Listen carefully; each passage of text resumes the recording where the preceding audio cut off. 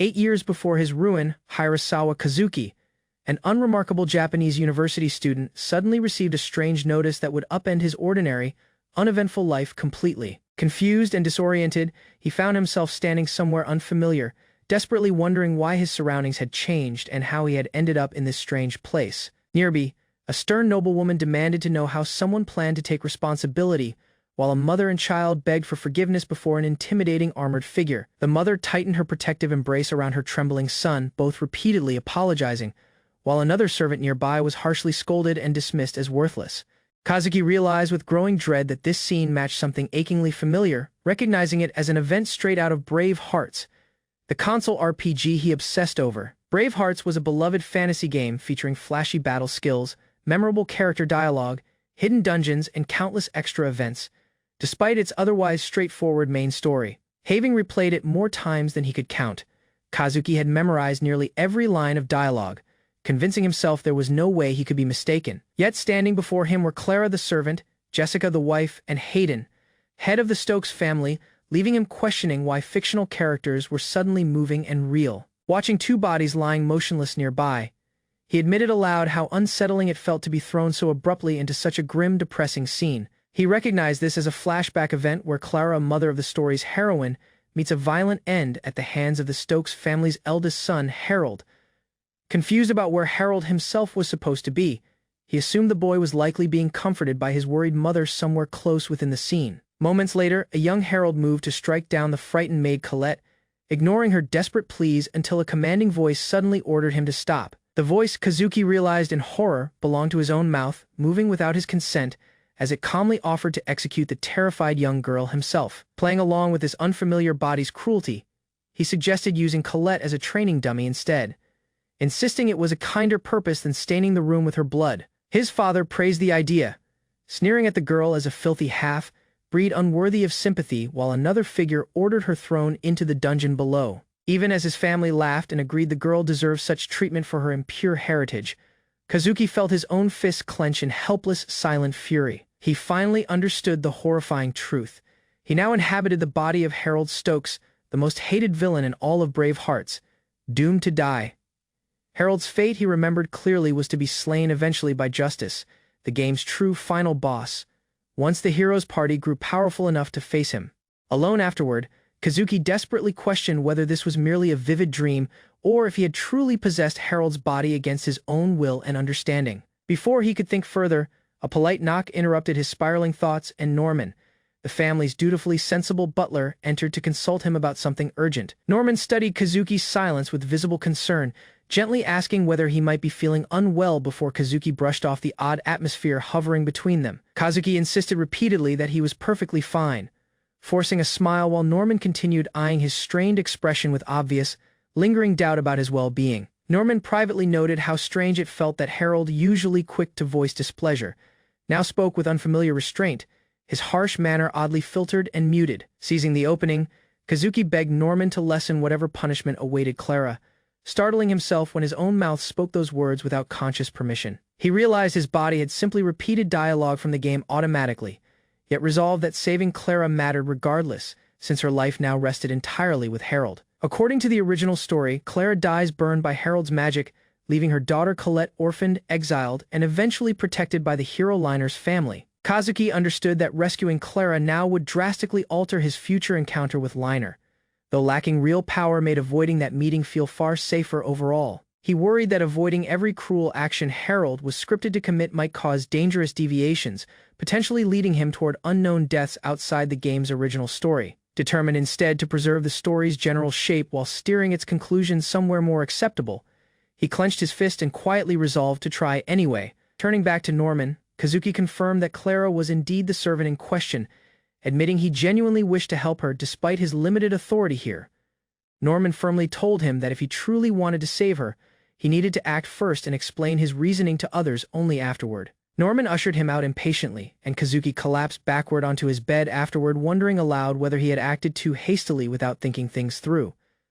Lying there, he considered whether dying now inside this world might somehow send him back safely to his own ordinary life as a student. He quickly dismissed that risky idea, reasoning that dying here could mean dying in reality too, before knocking over nearby scrolls and bottles while thrashing anxiously, Sorting through the mess, he noticed the scattered books were written in Japanese, along with an empty life potion bottle and red marble identical to game items. Reading through Harold Stokes' notes, he decided his safest strategy was following the script loosely while carefully avoiding any needlessly cruel or villainous actions. He also wanted to confirm whether this world truly matched Brave Hearts exactly, or whether it might instead be some similar, yet slightly different alternate reality. Standing up with new resolve, he declared he would gather another card to play, determined to break every death flag standing between him and survival. Standing before the tower prison, Kazuki asked how many people were currently imprisoned within, satisfied when the guard confirmed only one for now. Ordering the flustered guards to remain outside and prevent anyone from entering, Kazuki startled the frightened staff as he pushed past them toward the cells. He instructed the accompanying knight to wait outside, insisting he alone needed to speak privately with the prisoner held somewhere deeper within the dungeon. Steadying his nerves in the dim stairwell, he approached the cell where Clara sat quietly, bracing himself before finally stepping into the light. He confirmed her identity as Clara Ameller, watching her flinch and address him hesitantly as Harold Sama, before stating he had come for another matter entirely. Questioning her calmly, he learned she had one daughter named Colette, having eloped years earlier and lost her husband to illness, leaving her estranged from family. Understanding now why Colette had no other relatives besides her mother, Kazuki quietly processed how deeply isolated the child would become without Clara. He continued gathering details, learning Colette was 9 years old and had no training whatsoever in magic or martial arts of any kind, piecing together information he hadn't previously known about this scene. He concluded everything matched what he remembered from the original story reasonably well. As he turned to leave, satisfied with what he'd gathered, Clara suddenly called out desperately, begging him to wait before he could depart completely. She pleaded that should she die, Colette would be left utterly without a single relative, unable to survive alone at such a young age. Both women begged tearfully, insisting the innocent child had done nothing wrong and deserved mercy, pleading repeatedly for Kazuki to reconsider Colette's uncertain fate. Kazuki coldly dismissed Clara's fear as foolish and unsightly before walking away, though privately he had only been attempting clumsily to offer reassurance. Reflecting afterward, he admitted his harsh voice made comforting her nearly impossible, wishing he could have expressed genuine sympathy instead of cold indifference. Returning to the mansion, Norman greeted him carrying several rolled documents, prompting Kazuki to ask curiously what exactly he was holding. Norman explained he'd brought a detailed map of Stokes' territory along with information regarding nearby settlements, hoping it might prove useful somehow. Hesitantly, Norman asked how exactly Kazuki intended to save the servant, suggesting relocating her outside Stokes' territory might be their safest available option. Kazuki declared he didn't mind sacrificing some laborers or taxpayers to other nobles, agreeing that fleeing beyond Stokes' influence offered the greatest safety. Studying the map closely, he located Blosh Village, recognizing it immediately as the place where the hero liner's family currently resided together. Considering practicalities like travel restrictions and Clara's need for basic resources, Kazuki realized this location offered the highest likelihood of her eventually meeting Liner. Kazuki calculated the practical costs of relocating Clara, realizing a travel permit and wagon would be needed if Colette accompanied her mother. Norman watched thoughtfully, admitting he'd always assumed Harold would remain indifferent like his parents, yet now saw genuine concern shaping the boy's careful planning. Norman wondered privately whether Harold's earlier boasting about using Clara for magical experiments had actually been intended to secure her somewhere temporarily safe. Instead, reconsidering further, Norman questioned whether Harold's silence toward evicting citizens stemmed from prioritizing Clara's survival above the nobility's usual selfish concerns entirely. He reflected bitterly that Hayden and his wife were elitist purebloods who viewed anyone beneath their status as lesser, refusing to see commoners as people. Norman explained that without stable income opportunities elsewhere, relocating Clara risked worsening her situation, since living costs elsewhere exceeded even Stokes' territory's expenses. Watching Harold's determined expression, Norman felt quiet hope stirring, believing this boy alone might finally change the Stokes family's cold, uncaring legacy. The following day, Kazuki stood alone in a clearing, steadying his breathing before attempting to summon dangerous flames meant to fake Clara's death. Raising his hands skyward, he unleashed the incantation for Flame Cram, watching brilliant fire erupt violently from his outstretched palm into the air. Startled by the spell's overwhelming power, he panicked upon realizing the resulting inferno looked far more destructive and uncontrollable than anything shown in-game. Despite his nervousness, he admitted feeling secretly thrilled at actually wielding real magic, though the required chanting still embarrassed him considerably each time. Refocusing on his plan, he understood he needed to scorch the area convincingly enough that witnesses would believe Clara had truly burned to ashes, satisfied that a suitably flashy pillar of fire would sell the illusion of her death without anyone questioning the corpse's mysterious absence afterward. That night, resolved and unwavering, he reminded himself failure could not be tolerated, since Clara was now a real person depending entirely on him. Harold and Colette warily stepped through the woods at dusk, alert for any feasible threats. Excitedly, Colette's child notices her mother across the field running with joyful anticipation. Clutching her child tightly, Colette senses comfort while other people observe quietly, watching them warmly. Abruptly, a person appears, proposing Harold and Colette a challenging choice that causes strain. The person warns them clearly leave at once or address certain death without any feasible escape. Uncertain, Colette regards Harold, wondering the meaning and significance of the risky offer presented. Harold describes ending their lives now would be easier, expressing urgency and grave worry, resolved to survive. Colette declines death, insisting she and her child continue housing together. Harold hands Colette a critical object, establishing it as essential for their safe departure. She is instructed to keep it safe, protecting it and passing it properly later. Puzzled and wary, Colette has difficulty to understand Harold's instructions, sensing both anxiety and hesitation. Harold directs her to give the object to a person trustworthy, capable of providing protection. He stresses caution, warning them to prevent detection while emphasizing the dangers of any mistakes. Bowing deeply, Colette, her child, and allies show respect and gratitude for Harold's direction. Watching quietly, Harold observes them depart, mindful of the dangers that linger around them. Tracking Harold's orders, Norman walks onward first, allowing other people to trail cautiously behind him cautiously. Standing alone, Harold considers the gratitude expressed towards him regardless of only performing a small position. He remembers accidentally colliding with Colette, causing her to fall, sensing slightly guilty for incident. Harold senses comfort watching their quiet state, acknowledging his plan successfully ensured their security. Approaching Harold, an elder evaluates whether to intervene or allow him to complete final duties. Harold braces himself for conflict, focusing his eyes on the threat approaching with careful accuracy. Stunned, the elder has difficulty to accept Harold's decisive deeds, unsure about the repercussions nearby. Using Flame Cram, Harold strikes powerfully, unleashing a devastating assault against his incoming adversary. Quietly, Harold observes how his behavior appears to shift naturally within the ongoing narrative. Alone, he considers, grateful Norman is securely away, aware other people perceive his deeds differently. Astonished, Harold doubts why the elder remains, ignoring prior instructions and lingering nearby quietly. He maintains the elder forget all watched incidents today, requiring strict secrecy without exceptions. Reflecting quietly, Harold recognizes the elder cautiously concealed vulnerabilities, protecting other people through deliberate deception. Harold recognizes the elder's loneliness, understanding the deliberate avoidance of conflict ensured everybody's ongoing security. Aware, Harold notices how the elder's deception shields both his parents and the estate.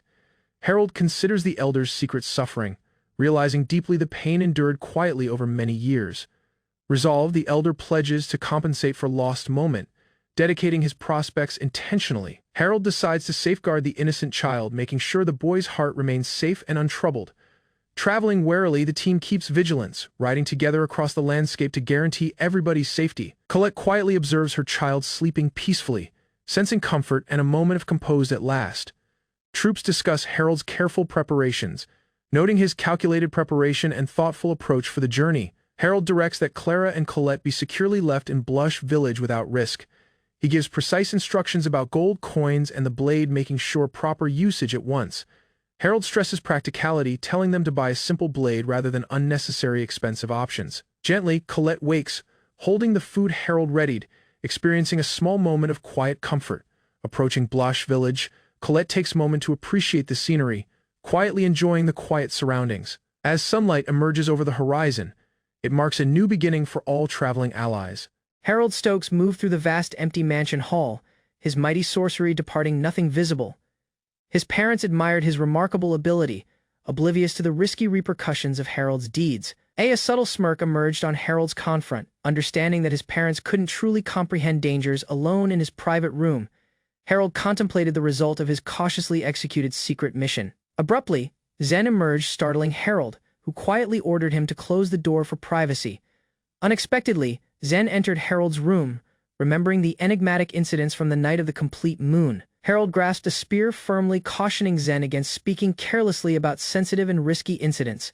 Realizing his position, Zen understood Harold wasn't expelling him, sensing relieved by the unexpected leniency. Harold quietly watched Zen, impressed by his considerate behavior regardless of differences in social and noble status. A soft smile crossed Zen's confront while Harold planned cautiously the most effective feasible plan. Harold offered Zen a chance to taste the peculiar crops he had cultivated diligently indoors. Watching cautiously, Zen analyzed Harold's growing methods, spotting inconsistent watering and sporadic attentiveness towards the plants. Harold disclosed that he had used a mighty life potion to accelerate the plant's growth. Cautiously, he measured precise water ratios, making sure each crop would survive properly. Without premature withering, Zen hesitated before tasting the raw produce. But Harold insisted, correcting his cautious hesitation.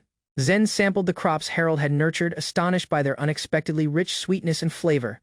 Harold sensed a sense of pride in his innovative life potion cultivation techniques and plan. He thought on the hardships faced by farmers nearby, resolved to improve their dire conditions. Harold instructed that the crops should be tested by other people and assessed for market viability. He reminded Zen to preserve secrecy, and Zen agreed, smiling confidently without any hesitation. Harold observed as Zen departed, understanding his companion's troublesome yet dedicated and earnest personality clearly.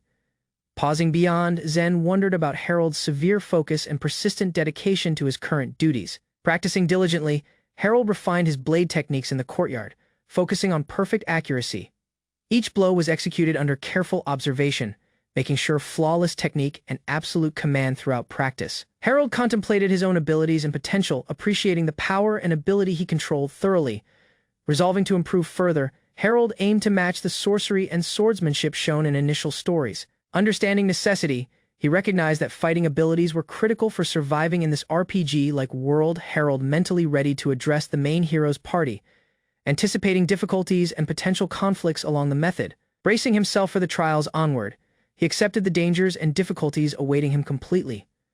Looking over the distant wilderness, Harold quietly committed to confronting the dangers and trials onward. Erica evaluated the Stokes household, reflecting on their responsibilities and the difficulties that awaited them all. She reassured her father about her duty, protecting the people as the Sumeragi household child. The spreading miasma threatened mountains and forests, causing illnesses and worsening the environmental circumstance significantly. Erica's father regretted sacrifices required to sustain the household's wealth, economy, and social position successfully. Regardless of her restrictions, Yuno decided to focus on accountability rather than worrying about her personal circumstance. Erica looked thoughtfully into the distance, wind flowing earlier period as she contemplated the burdens she bore. She decided to dedicate all her power and effort for the benefit of her people. Inside the estate, Harold Stokes scrutinized the financial papers cautiously while Kazuki watched quietly nearby. Every outline of the papers was checked meticulously by Harold, verifying no errors existed anywhere. With a small, assuring smile, Kazuki ensured Harold understood this meeting wasn't intended to threaten. The realization struck Harold that the Stokes household finances had worsened steadily over recent years. Extravagant spending by his parents emerged as the core issue, burdening residents and increasing debts. Harold Stokes listened attentively as Kazuki inquired whether he disagreed with the presented opinion clearly. Reluctantly, Harold admitted spotting the trend of rising emigration and the closure of farms. Urgency was emphasized by Kazuki, warning that financial mismanagement could cause the Stokes household collapse. Caution was Harold's approach as Kazuki imagined potential benefits arising from the household's financial ruin. Accountability for agricultural management was officially assigned by Harold to Jake, giving explicit instructions clearly. Confused by Zen's cheerful attitude, Harold Stokes frowned, unsure what the comment truly meant exactly. A basket of sweet potatoes flew abruptly towards Harold, startling him with wide, stunned eyes. Zen insisted Harold enjoy the handmade red Groot while Kazuki quietly watched, clearly entertained nearby. Recognition dawned on Harold as he recognized the sweet potatoes had been readied personally. Tasting one cautiously, Harold discovered unexpected sweetness, his eyes widening with amazement and delight at once. Proudly, Kazuki clarified the crop's unique growth using a proprietary technique while Harold stayed skeptical. Harold's assistance was requested by Kazuki to spread the cultivation technique with required specialized tools. Expenses and feasibility calculations occupied Harold's mind as he examined the basket quietly and thoughtfully. With caution, Harold agreed to assist if feasible, promising maximum effort and complete cooperation always. Kazuki cautioned of potential repercussions, clarifying that his father's anger could outcome in dungeon punishment. Kazuki stressed the natural response, emphasizing careful consideration while Zen laughed and watched with amusement nearby. Harold was cautioned by Kazuki to think cautiously and prevent causing unnecessary trouble or problems. The key was disclosed by Kazuki, who readied confidently to explain the innovative cultivation technique. Harold listened intently as Kazuki portrayed the LP cultivation technique, involving precise application of life potions. Sharing the system with local farmers was highlighted by Kazuki as minimizing financial dangers successfully. The LP cultivation technique's implementation emphasized by Kazuki combined multiple farms efficiently and focused on small-scale management. Expired life potions were demonstrated by Kazuki to show Harold how initial investments could be avoided. Rapid growth potential of the LP cultivation technique was clarified depending on potion quantity and crop type. Crops cultivated using this technique could bear fruit in only 5 to 7 days reliably. Kazuki thought warily, understanding the risk to his personal security if the LP technique became public. Harvest limits were emphasized by Kazuki to stop Harold's father from monopolizing the LP cultivation technique entirely. Economic flexibility was clarified as gradual challenging of other crops while keeping strict command initially. Astonished by the detailed plan, Harold apologized, while the elder Stokes found the plan admirable. Hana's feedback was demanded by Kazuki, refusing yes men, insisting all specific details be openly discussed. Respectfully, Harold nodded, agreeing to follow direction completely and acknowledging Kazuki's instructions without hesitation whatsoever. Harold's intelligence and ambition impressed the elder Stokes, showing careful preparation without selfishness or conceit. Always, compassion and dedication to the populace were identified by the elder Stokes, ignoring personal gain entirely. Jake was inquired by Kazuki to become Harold's arms and legs, providing complete assistance reliably. Power and effort were pledged by Jake solely for Harold-sama, making sure the security of all. At the Stokes estate, Harold informed youthful Harold that his marriage had been officially arranged. The alliance between the two families promised strengthened lineage. Startling Harold with unknown marriage news, Harold mentioned the need for audiences in Sumeragi domain, unsettling him about his fiancé. Discovering Sumeragi household's reluctance to assistance monarchy increased the Stokes household's social standing prestige. Regardless of agreeing to assistance finances, the Sumeragi child belonged to a noble household dismissive of other people. Harold Stokes noticed the Sumeragi domain's damaging miasma, complicating the forthcoming engagement conversations significantly. Composed reflection allowed him to think deliberately and plan cautiously for approaching potential difficulties. Researching herbs in texts, Harold observed anise, hyssop, gat fane and fang, and real weed cautiously recorded. Cross-referencing every outline ensured Harold retained all required details to safeguard both household and interests. Considering Tasuku Sumeragi's wisdom, Harold identified careful, subtle deeds were essential to prevent death flags. Harold Stokes contemplated gaining Tasuku Sumeragi as ally, increasing freedom and assistance for other individuals. Each choice required evaluating potential repercussions, as deviations could unexpectedly change events in the story. Working diligently on cultivation research, Harold guided helpers while keeping focus through daily interruptions steadily. Turmoil arose when assistants misbehaved, but Harold continued quietly, persevering with duties without losing patience. Meticulously revising plans, Harold left detailed notes reflecting his careful preparation and calculated preparation process. Considering Tasuku Sumeragi's assistance, Harold found it safer to act and assist main hero allies. Cautiously, he decided that acquiring Tasuku as ally outweighed potential dangers, regardless of unforeseen repercussions possibly arising. Harold continued his cultivation methods diligently, making sure focus persisted regardless of interruptions from Liner and other helpers. Even amid disruptions, Harold quietly handled turmoil, keeping productivity and duties throughout the estate's demanding surroundings. Arriving at Sumeragi Estate, Harold noticed Erika, cautious of her demeanor yet understanding her formidable arrival. Harold evaluated the effects if Erika gained judgment and kindness while agreeing to her engagement cautiously. Reflection led him to understand Erika's importance as healer within the main hero party's critical operations. Avoiding all death flags alone wouldn't suffice, and ultimate damage could occur without careful preparation. He weighed his conscience cautiously, realizing he must earn Erika's positive impression from their very first meeting. Tasuku Sumeragi introduced himself and household officially, presenting both Erika and his wife Koyomi to Harold.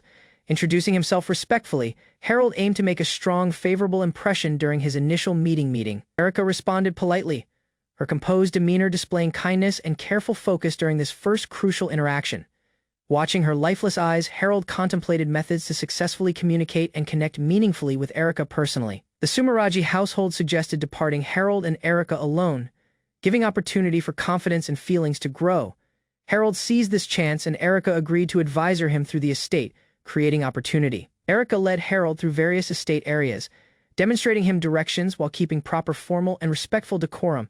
Harold expressed that having Erica as escort was an honor, bracing himself for inevitable difficulties onward.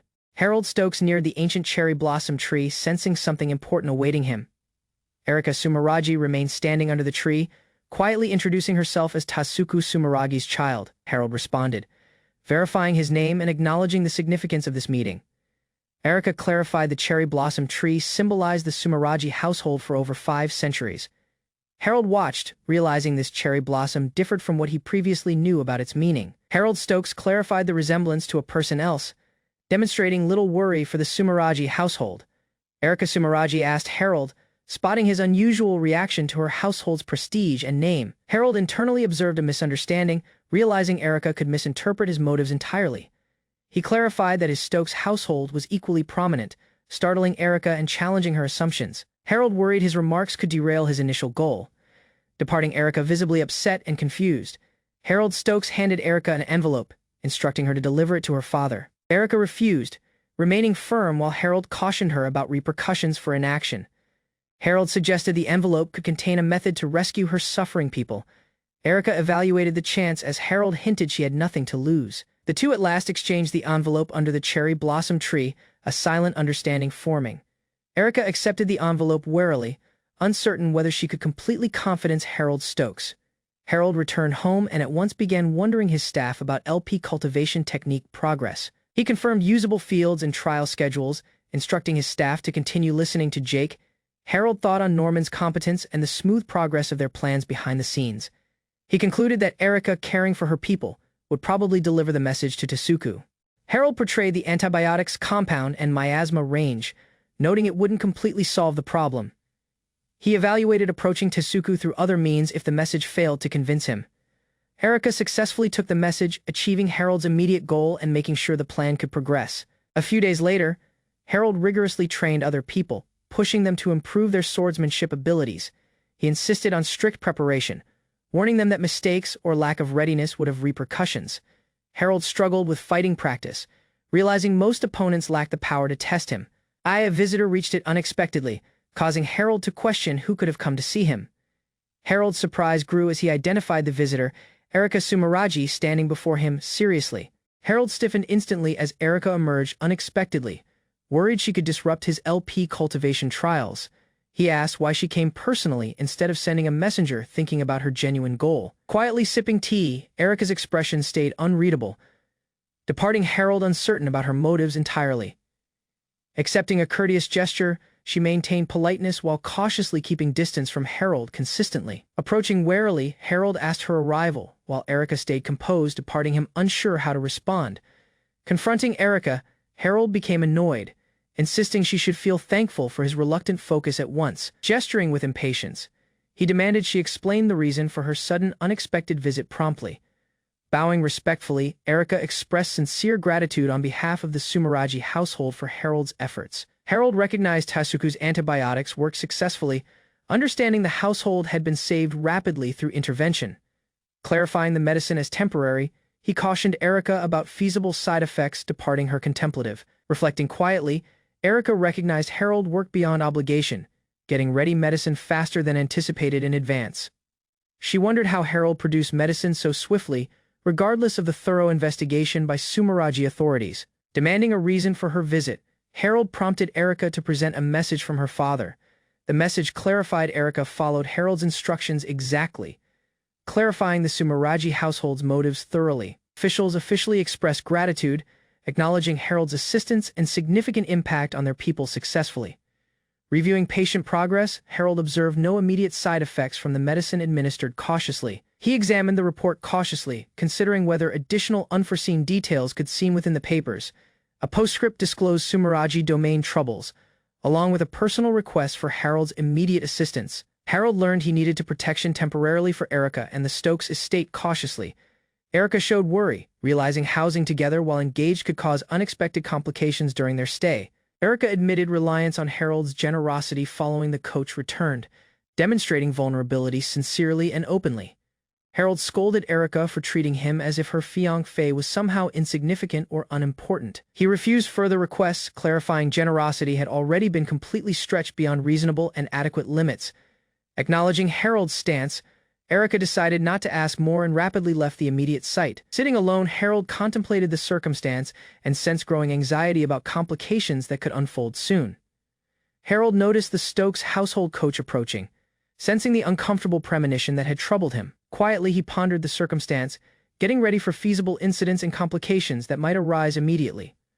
A warning from Tasuku announced Erika would be staying temporarily at Harold's residence without delay. Harold confirmed he must pick her up, expressing reluctance to live together temporarily with Erika. Realizing his uncomfortable sensing was correct, Harold thought on potential complications her arrival could cause. Harold recognized Erika had planned from the beginning to stay, wondering her motives cautiously and thoroughly. He thought on the message he had written. Understanding it triggered the sequence of incidents. Erika and her companion reached it at the gates, startling Harold with their precisely timed condition unexpectedly. Erika expressed honor being picked up by Harold himself, though he doubted her sincerity internally. Harold noticed Yuno, Erika's attendant, introduced to assist her during her stay, adding an arrival watching Yuno with Erika. Harold recognized another complication from the Sumeragi household had reached it unexpectedly today. He decided to prevent interference, allowing Erika and Yuno to accomplish themselves independently without his intervention. Harold cautioned them both not to interfere, making sure they clearly understood his limits and demands clearly. Hayden publicly introduced Erika and Yuno, drawing focus and excitement from everybody watching the setting rapidly. Harold reacted angrily to Hayden's announcement, worried about the public spectacle and potential embarrassment occurring abruptly. Harold was stunned when informed he must escort Erika on a town tour at once tomorrow. Erika politely inquired Harold to protection for her, compelling him to become involved from beginning. At the Sumeragi estate, a message from Harold reached the household, raising quiet curiosity. Kiryu cautiously handed the message to an elder, causing him to examine its contents with caution. The elder, frowning, voiced doubt about Harold's motives, noting the unusual openness of the message. He recognized that the Stokes household had nothing to gain, yet the message carried potential risk. Harold's message suggested the Stokes household could confront decline, departing everyone tense and watchful. The elder evaluated that Harold could only be a messenger, suspecting another could be controlling him. He examined the message, reasoning that the author could intend to harm the Stokes household rather than assist Sumeragi. It was feasible the sender was a person close to Harold, independently manipulating him for their own ends. From a critical point of view, Harold emerged hypnotized and evaluated Sumeragi's reaction and loyalty. The elder worried that the risk could outweigh any benefit, considering how to stop the potential scheme. The elder identified that the contents of Harold's message could be genuine, indicating real danger. He instructed Kiryu to prepare required supplies for those willing to act regardless of the dangers. Kiryu recognized the order, making sure the preparations were understood and prepared for immediate use. Meanwhile, at the Stokes estate, a lavish meal was served, showcasing the household's wealth and pride. Erika and Yuno joined other people at the table, unaware of the looming threat hinted by Harold's message. Harold emerged uncomfortable during the meal, but tried to hide his worry from Erika. Yuno and other people noticed Harold's reaction, while some guests observed the subtle strain at the table. His parents laughed awkwardly, attempting to ease the circumstance. Though the atmosphere stayed slightly strained, Harold sensed annoyed seeing his household act in public, aware of how exposed he was. He recognized everybody seemed absorbed in their own world, intensifying his desire to leave as soon as feasible. Yuno thought on Harold's earlier period behavior, noting his rebellious nature and unpredictability.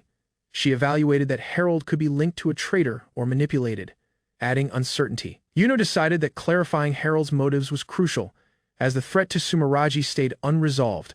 Erika affirmed her goal in assisting the investigation, prepared to act on Yuno's instructions. Yuno expressed worry for Erika's security, while Erika reassured her, assured in her investigative abilities.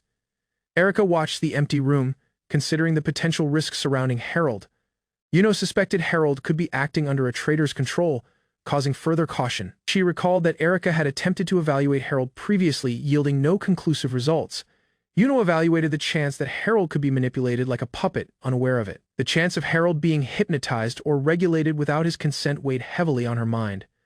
Erika asked the chance of Harold being regulated. Evaluating the nature of Tazuku-sama's claim, she readied herself for decision, aware the effort required would be considerable and delicate. Kazuki clarified how nobles treated commoners like items, warning that any defiance would lead to ridicule. Arika and Yuno discussed the heavy taxes that force residents into a frugal life. Wrestling to survive, Harold observed that revolts were futile as the Stokes domain prioritized military funding over citizen well-being. Clara listened cautiously while a townsperson clarified the circumstance, understanding the limited scope of the narrative. Hayden reported concerns about Harold's son, indicating that household issues added another layer of strain in the kingdom. Harold whispered something urgent to Clara, departing her stunned and speechless. Clara evaluated the rumors about the Stokes household's son, realizing it could be genuine. They hurried through the streets, doors slamming behind them as strain rose. Darkness moved along the alley, pointing at a person secretly tracking them. Kazuki and Yuno reached it at the shop Norman mentioned. Curious if this was the location, Harold reached it at the Stokes domain, greeted by a local who offered a suspicious welcome. Clara received a small envelope of money, sensing uncomfortable yet grateful for the gesture. Kazuki observed Clara's cautious behavior, realizing she ignored rumors to confirm the truth herself. Harold thought on reports from troops and the potential risk to Clara and Colette, considering precautions. Clara walked alone, thinking quietly about the town's growth and the subtle threats surrounding her. Harold reviewed reports, verifying that all 6 estates were growing as anticipated, preparation to expand operations. His advisors cautioned that expanding without enough manpower could risk mismanagement by self-interested farmers. Harold evaluated hiring beyond workers, wondering if his current staff could accomplish the farms alongside their duties. A subordinate requested to finish his soil report first, clarifying which fields needed focus. The report confirmed no negative effects from life potions, detailing rotation schedules for different crops. Harold instructed his group to continue monitoring crop samples, noting that taste had not shown differences yet. Clara sat quietly, reflecting on the results of the harvest and the subtle progress of the estates. Yuno emerged unexpectedly, startling Clara, who at once noticed her arrival. Clara recounted residents' his hatred towards the Stokes household, realizing the resentment was more widespread than anticipated. Yuno responded lightly, noting curiosity and intrigue in the stories, assessing which matters were worth further focus. Yuno disclosed shocking news that Harold had used sorcery to burn a servant and her household. Clara struggled to believe it, wondering whether the narrative about Clara and Colette was genuine. Yuno confirmed multiple servants gave the same testimony, suggesting the rumor was not unfounded. Regardless of this, Harold had found optimism to rescue Sumeraji's people, demonstrating a different side. Clara thought that perhaps Harold had been shaped differently from his parents, pointing at feasible transform. Clara cautioned Erika to prevent being alone with Harold, worried about something could happen. Erika reassured Yuno, demonstrating assistance and soothing her fears regardless of the strained situation. Erika comforted Yuno again, emphasizing that everything would be well and she was there. Harold, from a distance, confidently declared that it would be well, echoing reassurance to everybody. Sumeraji's child remained standing by the window, watching the wind sway the curtains. Servants whispered about her fragile condition since meeting Harold, their worry growing each passing day. Meanwhile, Harold trained in the woods, practicing with his blade. The site was quiet, perfect for honing his abilities without interruption. He swung his blade independently, challenging power and accuracy. The air around him seemed to hum with power as he focused entirely on his training. The blade glowed, sparks flying as he pushed his limits. Harold's concentration intensified, channeling his strength through each blow. At last, he unleashed a mighty technique, swift lightning sending a surge of power crashing down, showing mastery over his blade and sorcery alike. Harold unleashed swift lightning again, causing massive explosions throughout the woods. Trees shattered, and the ground trembled under the force of his sorcery-infused blade. He paused, analyzing his technique. Though mighty, Harold sensed the assault still lacked the power needed to match the initial game's Harold. Resolved, he pushed himself further, imagining greater accuracy and speed. He knew his abilities must exceed the standard to survive in this world. Unseen, a youthful woman watched from behind a tree, impressed yet worried. She observed Harold's combination of swordsmanship and sorcery, sensing a hidden secret. She pondered the risk he posed, realizing the only method to understand his potential was to address him directly. Regardless of the risk, the girl evaluated retreat, evaluating the risk of confronting Harold directly. She knew his strength could overwhelm her, and her hidden weapons offered little assurance. Abruptly, a blade flew towards her. She froze, startled, realizing Harold had detected her arrival regardless of her attempts to hide. She debated running, but knew Harold had probably already anticipated her deeds. His ability at 10 years old made evasion nearly impossible. Confronting the plunged blade, she admitted to herself she could not lie her method out of the circumstance. The reality of his precision was undeniable. Harold, flustered, accidentally let the blade slip from his hands, creating a strained moment. Both recognized the meeting could go in any direction. Harold surveyed the woods, astonished that no enemies emerged. He wondered if his criticizes had incapacitated secret observers, or if they stayed silent, too cautious to move. Yuno emerged, bowing slightly and expressing regret for spying on Harold. She admitted her curiosity had drawn her here, regardless of aware of the risk. Harold observed that she seemed unharmed and quietly watched her stance. He found no real threat from watching a youthful girl but stayed cautious. He cautioned Yuno to stay visible while watching, clarifying the risk of being secret near his practice. She acknowledged the advice, understanding its seriousness. Yuno thought on his remarks, realizing Harold's warning implied there would be no tolerance for further intrusion. She accepted the limit, understanding his immense ability and authority. Yuno thought on Harold's unmatched capacity, noting how easily he had sensed her arrival and decided the circumstance without harm. She worried about protecting Erika from someone so powerful. Harold remained standing firm, exuding both strength and ingenuity. His arrival alone reminded observers that he was no typical child. Yuno recognized that confronting him directly was impossible for a mere puppet. His abilities left her sensing defeated before any conflict. Harold noticed Erika's discomfort in the new surroundings. He casually asked Yuno, learning that the sheltered girl was wrestling with homesickness. Yuno reminded him of Erika's status and encouraged him to show some kindness, but Harold retorted with cold humor, emphasizing their temporary relationship and his refusal to be restrained. Harold recognized he had spoken too independently. Worrying that Yuno could misinterpret his motives, he cautiously considered his next words. He thought on the engagement. Choosing there was no reason to reveal his thinking about canceling it yet. He asserted that no reasoning was required. Harold watched Erika, noting that her prolonged ill state was unusual. He wondered if her constitution was weaker than he had anticipated. From above, Erika gazed out of her window. Silent and contemplative, she seemed troubled, departing Harold to question whether this circumstance could signal an impending flag in their fate. Harold recognized he had left his blade in the woods and rushed beyond, worried about retrieving it before nightfall. He spotted Erika at a distance and thought it was unsafe to leave a lethal weapon unattended. He decided to hurry towards the woods. Erika emerged fragile, and Harold watched her cautiously, wondering if she was strong enough to step around safely. He evaluated guiding her back to her room to stop her from collapsing. Approaching warily, Harold scolded Erika for wandering regardless of her poor health, insisting she return securely to her home. Harold called out to Erika, urging her to respond, annoyed by her silence in the garden. He recognized she could not speak openly when a person she disliked was present, and departing could be the only way to let her settle. Harold pretended indifference, claiming he didn't protection if her health worsened, while Erika quietly grabbed his sleeve. She inquired something important, and Harold waited, curious about her question, aware the moment mattered. Erika confronted Harold, inquiring if the rumor of him using sorcery to burn a servant was genuine. Harold evaluated Erika's question, realizing the truth was obvious and ready to answer honestly. He at once denied the rumor, but Erika's expression showed she wasn't completely convinced. Harold disclosed he had indeed killed the servant and her child, clarifying it wouldn't importance if they weren't remembered in a heroic tale. Erika inquired why he would act that method, and Harold casually clarified there was no special reason, treating them like livestock. He insisted it was an act of leniency, claiming the child was spared loneliness, while Erika pleaded for him to stop. Erika swung her arm angrily at Harold, expressing her outrage at his cruel remarks. She yelled that he was the worst human she had ever met, tears streaming down her confront. Harold responded coldly, claiming he had nothing more to say, while Erika's anger and pain stayed. He walked away quietly. His expression conflicted as he touched his confront, reflecting on her remarks.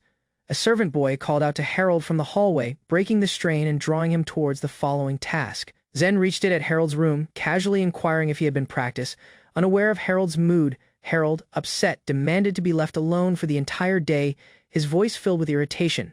He forcefully pushed Zen out of the room, refusing to hear any objections, closing the door firmly. Zen knelt on the floor beyond, calling Harold's name, worried and astonished by the sudden dismissal. Harold sighed while sitting alone against the closed door, reflecting quietly, conflicted about his feelings and deeds. Harold thought on his deeds, realizing that even his tries to drive Erika away still caused her pain. He told himself not to feel shaken, attempting to preserve calmness regardless of the emotional burden of her reactions. Looking out the window, Harold worried that if he didn't accept decision, he wouldn't be able to step ahead, sensing trapped by the consequences of his own behavior. Harold Stokes woke abruptly, sunlight pouring across the floor, the clock showing he had completely overslept this morning, missing several hours. Sitting upright in bed, he recognized the previous day's harsh slap had truly affected him, departing the room unusually quiet. Reflecting on yesterday's incidents, Harold sensed embarrassed but surprisingly not defeated, considering how fans of the game would judge his deeds. A sudden rumble reminded him to leave rapidly, causing Harold to get dressed and head towards the dining room for breakfast. Entering the dining room, he noticed a servant remaining patiently, watching Harold's exhaustion, remarking quietly about the day's demanding schedule onward. Discussing the LP cultivation technique with his advisor, Harold emphasized the importance of recruiting external personnel to expand the cultivation operations successfully. The older advisor asked Harold's approach, inquiring whether he had thought cautiously about increasing workforce efficiency and implementing the expansion strategies properly. Harold suggested showing the LP cultivation technique to local merchants, proposing contracts allowing them to use the rights for profitable returns. He clarified the system clearly. Merchants pay fees for access, while profits would be divided fairly between the farmers and inventor. Harold emphasized the necessity for capable inspectors overseeing farmers, asking for the advisor's opinion on which companies could accomplish the process reliably. Contacting separate merchants seemed difficult, the advisor observed, while Harold evaluated the limited connections could stop reaching the trustworthy merchants efficiently. Reflecting, Harold thought of his parents' potential connections, realizing they could offer a pathway to reach reliable merchants successfully in the area. Harold proposed focusing on this plan, suggesting coordination with Jake to guarantee both parties executed the merchant recruitment plan efficiently and successfully. Abruptly, a knock sounded on the door, calling Harold's name urgently, attempting to get his immediate focus as rapidly as feasible. The door opened, showing no one. The visitor noticed Harold's absence, departing the room entirely empty, echoing silence throughout the spacious hall. Walking down the hall, a person noticed Harold missing and wondered whether he had gone to train again regardless of getting up early. The visitor saw Erica seated quietly, greeted her politely, noting her composed demeanor regardless of the apparent strain in the room. Erica clarified Yuno was out handling personal business, while Zen introduced himself officially, inquiring politely about her current visit to the manor. Zen inquired whether Erica had business with Harold, and she clarified he was absent from his room, so she had waited patiently. Watching Harold's workload, Zen noticed he had been busy constantly recently, worrying he could overexert himself, worried about Harold's overall well-being. Erica confronted Zen, inquiring whether he knew about Harold allegedly using sorcery to kill one of the servants in the mansion previously. Zen admitted he had heard some rumors but could not confirm their truth, hesitating before accepting them as fact entirely. Erica insisted the servant's death was genuine, claiming Harold had confirmed the rumors personally, which caused Zen to react nervously, unsettled. Wrestling with her emotions, Erica asked how she could continue tracking Harold regardless of aware about his darker actions and moral compromises. She confessed she could not completely accept Harold departing. Zen astonished and uncertain how to respond to her sudden declaration. Wrestling with her emotions, Erica evaluated how she could forgive Harold following. He had killed a servant, wrestling with her conscience deeply. Reflecting on her position as Harold's fiancé, she recognized her accountability to assist the Sumeraji household, sensing conflicted about her duties. With tears streaming down her confront, Erica admitted she could not forgive Harold, showing the emotional burden she carried to Zen clearly. Expressing regret for her display of emotions, she quietly excused herself, departing the room and attempting to compose herself following the overwhelming meeting. Watching Erica leave, Zen thought on her emotions, thinking about whether it was truly manageable. Understanding her pain mirrored the complexity of Harold's circumstance. Standing apart, Harold and Erica each carried heavy burdens, while Harold saved a woman and child yet bore dishonor for being a murderer. They debated internally whether continuing on separate paths was appropriate, sensing conflicted while understanding how comparable they were regardless of traveling different ways. Zen watched the circumstance closely, worried that departing things unresolved could cause ongoing strain, sensing a complex emotional strain between the two. The narration thought on their shared qualities, power and kindness, suggested that mutual assistance could assist them walk together successfully through difficulties. Zen called out to Erica, inquiring whether she would accompany him, and she responded positively, indicating she was willing to accept a hopeful step. Expressing regret to Harold, Zen admitted he feared Harold could one day shatter completely, regretting that he had not worked sooner to stop harm. Considering the repercussions, Zen recognized ignoring problems or turning a blind eye could outcome in Harold being lost in a disastrous circumstance. Eventually, resolving to act, Zen resolved he could never forgive himself for neglecting to rescue Harold previously, committing to intervene actively whenever feasible. He declared that even if evaluated inept or forsaken, he would assist Harold in any feasible manner, dedicating himself completely to the cause. Confronting Erica, Zen insisted she hear cautiously, emphasizing Harold's well-being and decisions mattered greatly, demanding her focus to guarantee proper understanding and assistance. Erika quietly agreed to follow Zen, inquiring him where they would proceed following, prepared to step forward despite uncertainty about the destination. Guiding her gently, Zen led Erika ahead, taking her to a location she did not yet comprehend or understand the complete significance of.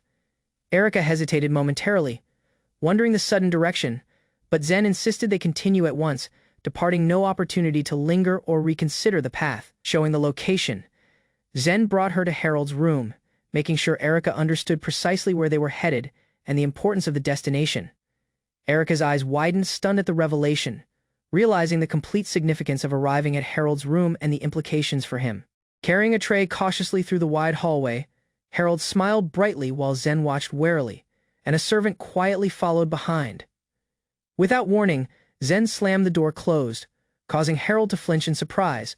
The strain in the room at once escalated sharply. Sweating nervously, Harold tried to explain his deeds, but Zen's glaring expression made it clear he stayed unimpressed and grave. Expressing regret quietly for peeking, Harold admitted his confused as Zen scolded him harshly, emphasizing boundaries and respecting privacy within the house. In the corner, another guest paused hesitantly, realizing escape was impossible while Harold attempted to rapidly analyze Zen's unpredictable behavior warily. Harold neared Zen urgently, clarifying troubling rumors spreading throughout town regarding Clara, worried about inaction could negatively impact his own reputation and status. Remaining composed, Zen listened closely, quietly considering Harold's concerns while analyzing the potential repercussions if Harold failed to act responsibly or promptly. With an indifferent expression, Zen dismissed Harold's anxious concerns, departing him startled, unsettled, and realizing his worries could have been overestimated completely. Considering showing the truth about Clara and Colette's escape, Harold hesitated while Zen evaluated whether disclosing these details was truly required cautiously. Clara stayed completely silent, resolved and resolute, refusing to reveal any confidential secrets, even if it meant risking her personal security entirely. Harold inquired about informing Erika, but Zen confidently dismissed the notion, emphasizing that sharing the details would serve absolutely no goal whatsoever. Zen highlighted that the rumors deeply affected Clara, and Harold slowly recognized how grave and potentially harmful the circumstance had actually become. Wondering Zen's firm refusal, Harold pondered the reasoning, while Clara internally recognized this decision prevented a risky death flag from occurring unexpectedly. Acknowledging Zen's kindness, Harold worried that blindly tracking these instructions could inadvertently create grave problems or lead to significant personal downfall unexpectedly. Watching Clara crying, Zen began preparation how to warn Harold not to disclose any sensitive details and preserve complete confidentiality properly. Clarifying the risk, Zen told Harold that informing Erika about Clara's staying alive would generate doubt, potentially creating a risky death flag at once. Noting Clara's overly kind and gentle nature, Zen cautioned that her sympathetic tendencies could unintentionally cause harm if she stayed in close proximity. Harold understood Zen's motives were to safeguard both Clara and himself, preventing unnecessary complications that could arise from her well-meaning but harmful deeds. Clarifying matters,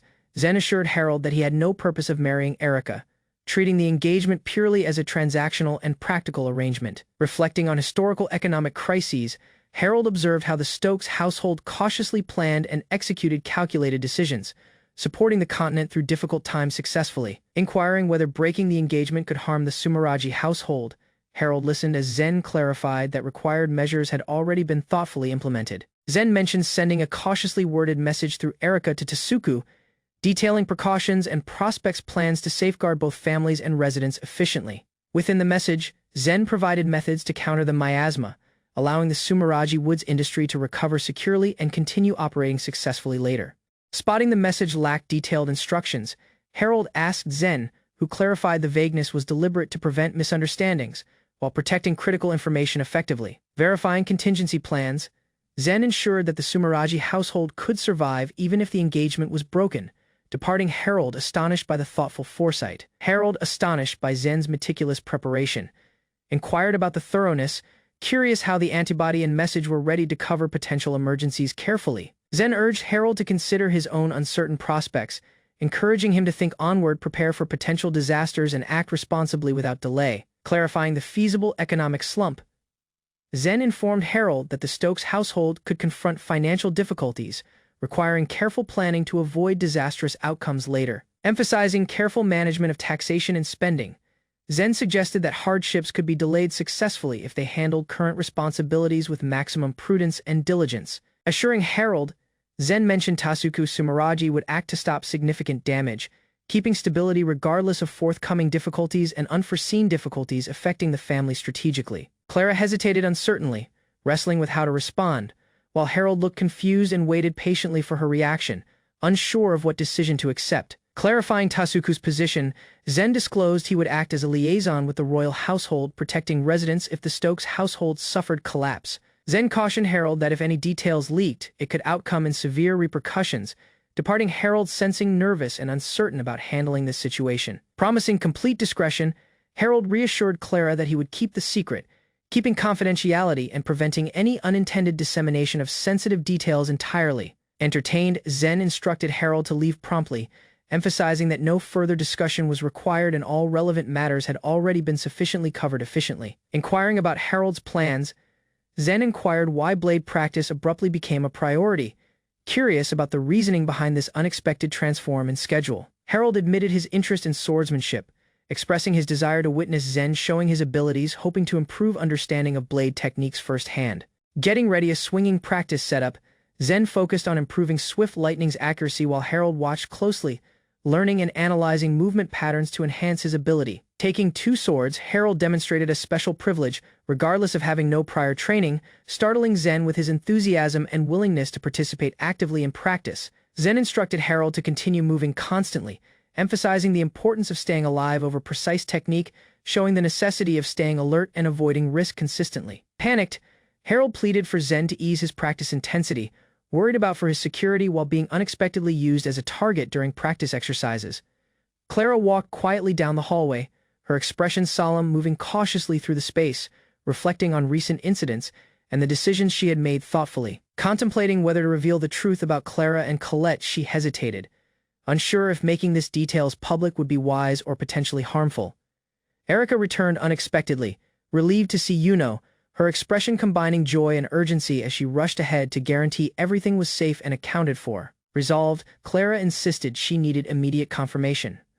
Her resolve clear as she neared Yuno with urgency, eager to clarify critical details without delay. Harold weighed the repercussions of showing Clara and Colette staying alive, aware parental discovery could cause grave suspicion, while prioritizing the Sumeragi family's independence and safety. Watching from afar, he confirmed the children's practice stayed uninterrupted, the village quiet, and the dangers from earlier period threats entirely unnoticed by them. Clara and Colette cautiously examined records regarding an unusual antibiotic source.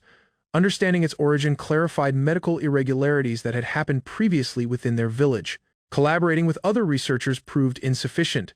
They could not produce clinical samples in moment, realizing that successfully creating the solution demanded much additional preparation. Predicting prospects' crises, Harold foresaw the Sumeragi household's difficulties, cautiously preparation engagement decisions to ensure their ongoing survival and maintain stability throughout the village region. Working tirelessly, Harold dedicated countless hours developing medicine for the Sumeragi household, completely without personal benefit, committing completely to the challenging and exhausting project onward. Sensing irregularities in the surroundings, Colette noticed Harold's arrival seemed nearly omniscient, requiring her to observe warily and remain constantly aware of potential secret threats.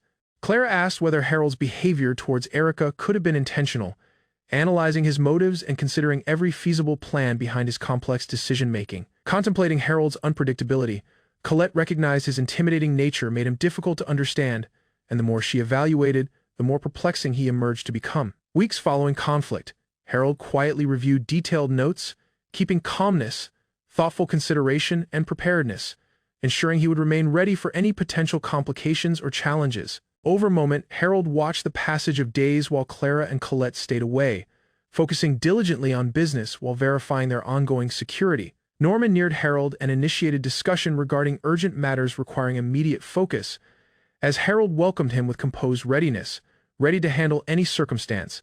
Summoned by their master, Harold received critical instructions from Norman, completely aware that the meeting could significantly control decisions and require careful focus throughout discussions. The master outlined Lady Erika's declining health, emphasizing the urgency of her return to Sumeragi domain, causing Harold to cautiously consider the implications of this directive. Accepting the accountability, Harold agreed to escort Lady Erika securely, making sure her protection during transit while keeping calmness, focus, and readiness throughout the journey ahead. Harold experienced astonishment when unexpectedly instructed to remain at the Sumeragi residence, tasked with improving familial relationships, departing him uncomfortable and uncertain about his following deeds. Wandering the requirement to demonstrate sincerity with Lady Erica, Harold recognized that the circumstance involved delicate interpersonal nuances and required careful navigation to prevent misunderstandings or offense. Although wishing to prevent Erica entirely, Harold identified the importance of completing the task and approaching it cautiously to stop potential dangers or complications. Considering his proposal regarding the LP cultivation technique, Harold identified it as an opportunity to advance his plan while simultaneously fulfilling obligations towards others. Evaluating the Sumeragi household circumstances,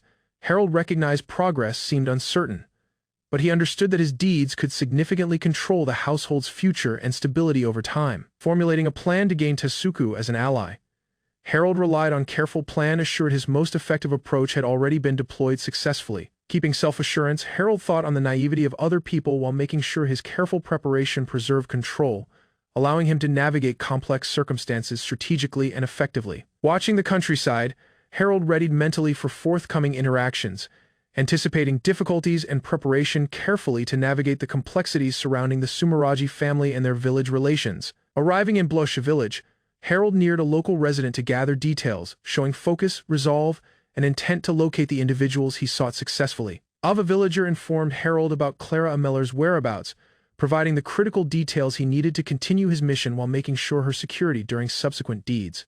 Harold Stokes carried the laundry basket through the quiet field surrounding his home. The sun shone and a gentle breeze rustled the grass. He hung the clothes cautiously on the line, making sure each piece was secure. The routine sensed quiet and grounding for Harold. Harold paused, taking in the scenery.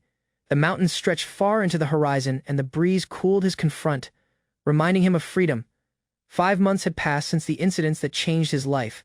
He thought quietly on how surreal everything still sensed. Harold recalled the day he had nearly been executed by the feudal lord. Surviving sensed like a second chance, and he decided to live completely. Harold remembered the boy who had helped him survive. He recognized the boy was only a year younger than his child. Clara remained standing quietly, reflecting on the boy's life. She wondered what had happened to him since the last meeting. Harold knew he could no longer intervene with the Stokes household. Clara worried about their well-being without showing herself. Clara greeted Leona, who emerged with a cheerful demeanor. The morning sunlight highlighted the calmness of the day. Leona clarified that Liner had gone to the ranch with Colette to obtain milk. Clara nodded, relieved everything was well. Clara observed Liner carry the milk back from the ranch.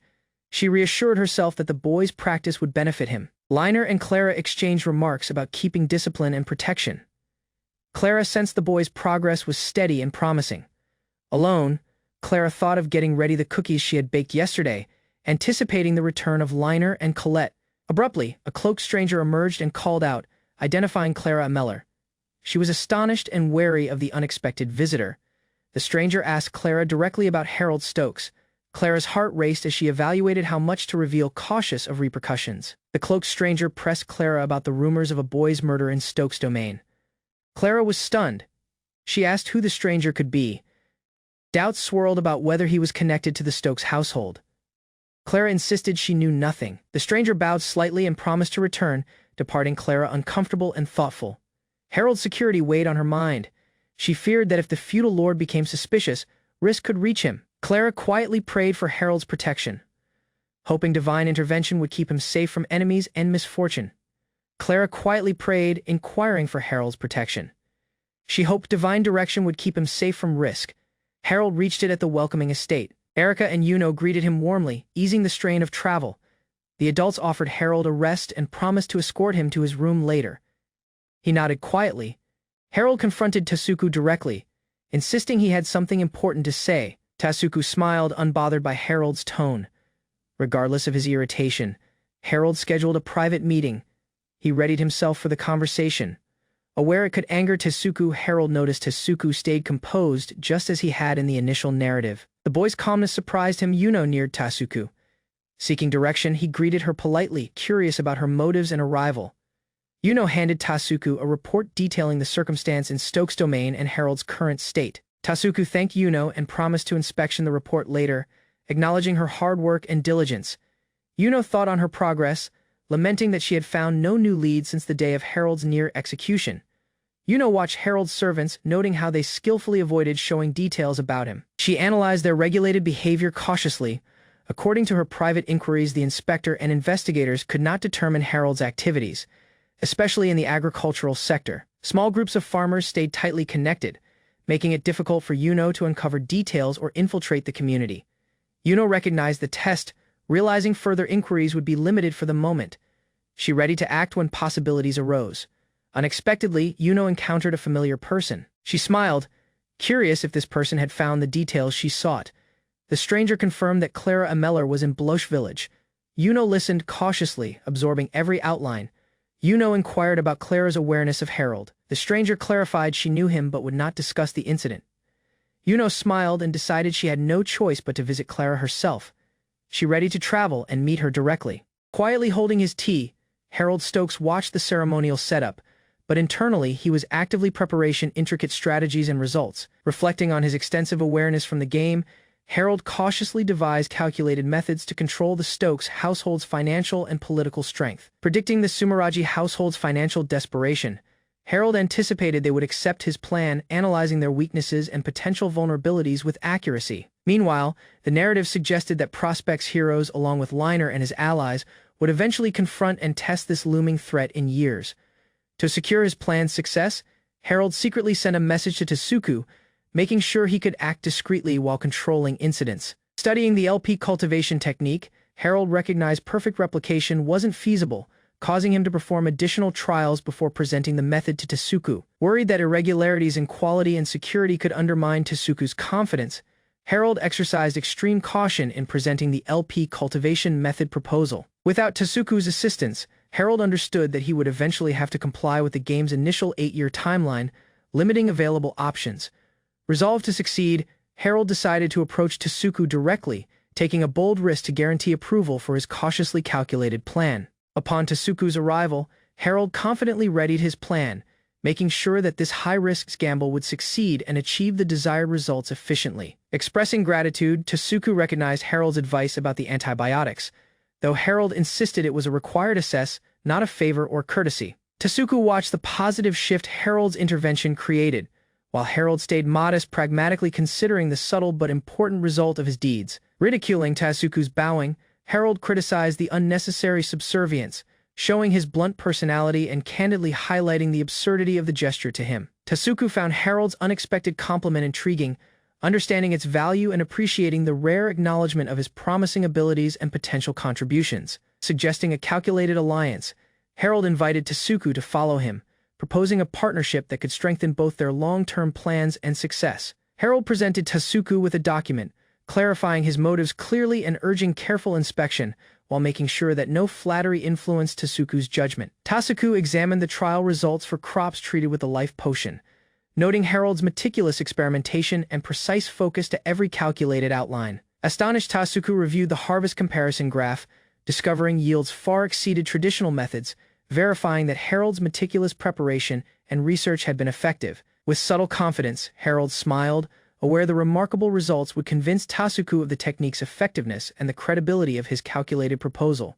Though initially skeptical, Tasuku admitted the results were extraordinary, acknowledging Harold's test and agreeing to step ahead with the plan deliberately. Understanding Harold's direction, Tasuku appreciated the antibiotic technique that saved the Sumeragi domain, regardless of the unusual nature and unexpected consequences of his actions. Emphasizing the benefits of merely presenting the data, Harold observed its significant value, and Tasuku cautiously weighed the evidence before drawing conclusions. Proposing the manuscript voluntarily, Harold demonstrated confidence in Tasuku, allowing him complete choice while emphasizing the importance of independence in choice-making. Watching Harold's separate deeds, Tasuku recognized he was not being manipulated, understanding that Harold's careful thought guided every choice he undertook strategically. Concluding that Harold's decisions arose from careful analysis rather than coercion, Tasuku recognized his autonomy, understanding the depth of Harold's separate calculated thinking. Considering the manuscript, Harold knew allowing Tasuku access could profit the Sumeragi household, yet he stayed composed, thoughtful, and composed throughout the choice.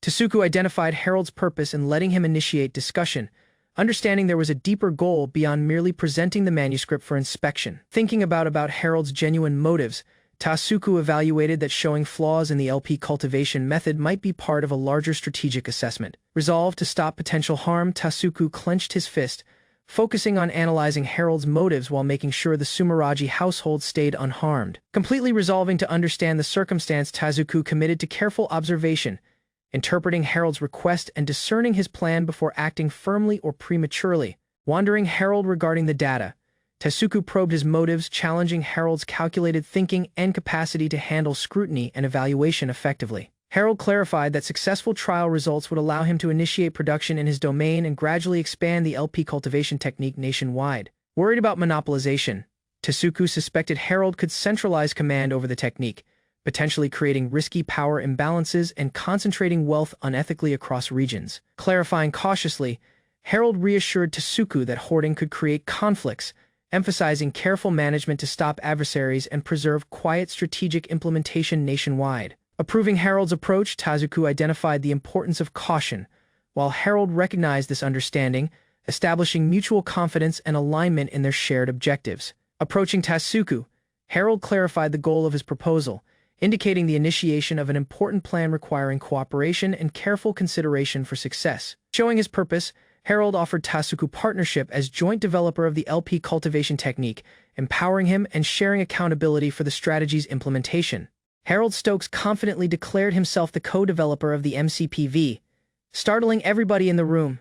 Kazuki observed that from now on, the Sumeragi name would be used in the project, departing other people puzzled, especially the Stokes household. Watching Harold's unusual behavior, household members wondered if he had secret powers and asked why his attitude had changed so greatly.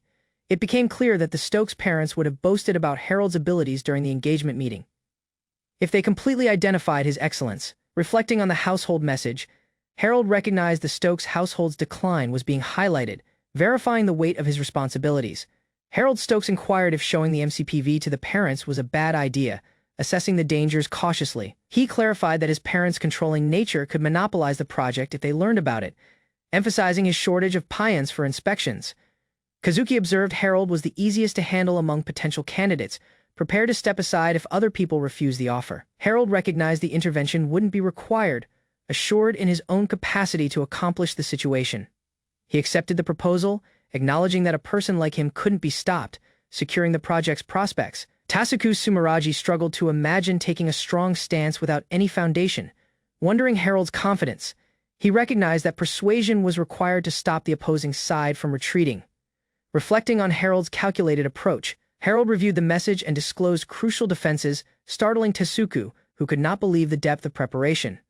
Tasuku read the message cautiously, understanding the sacrifices made by families to secure economic assistance for their daughters. He evaluated how his own household spent independently and placed heavy taxes, realizing the contrast with Harold's careful preparation.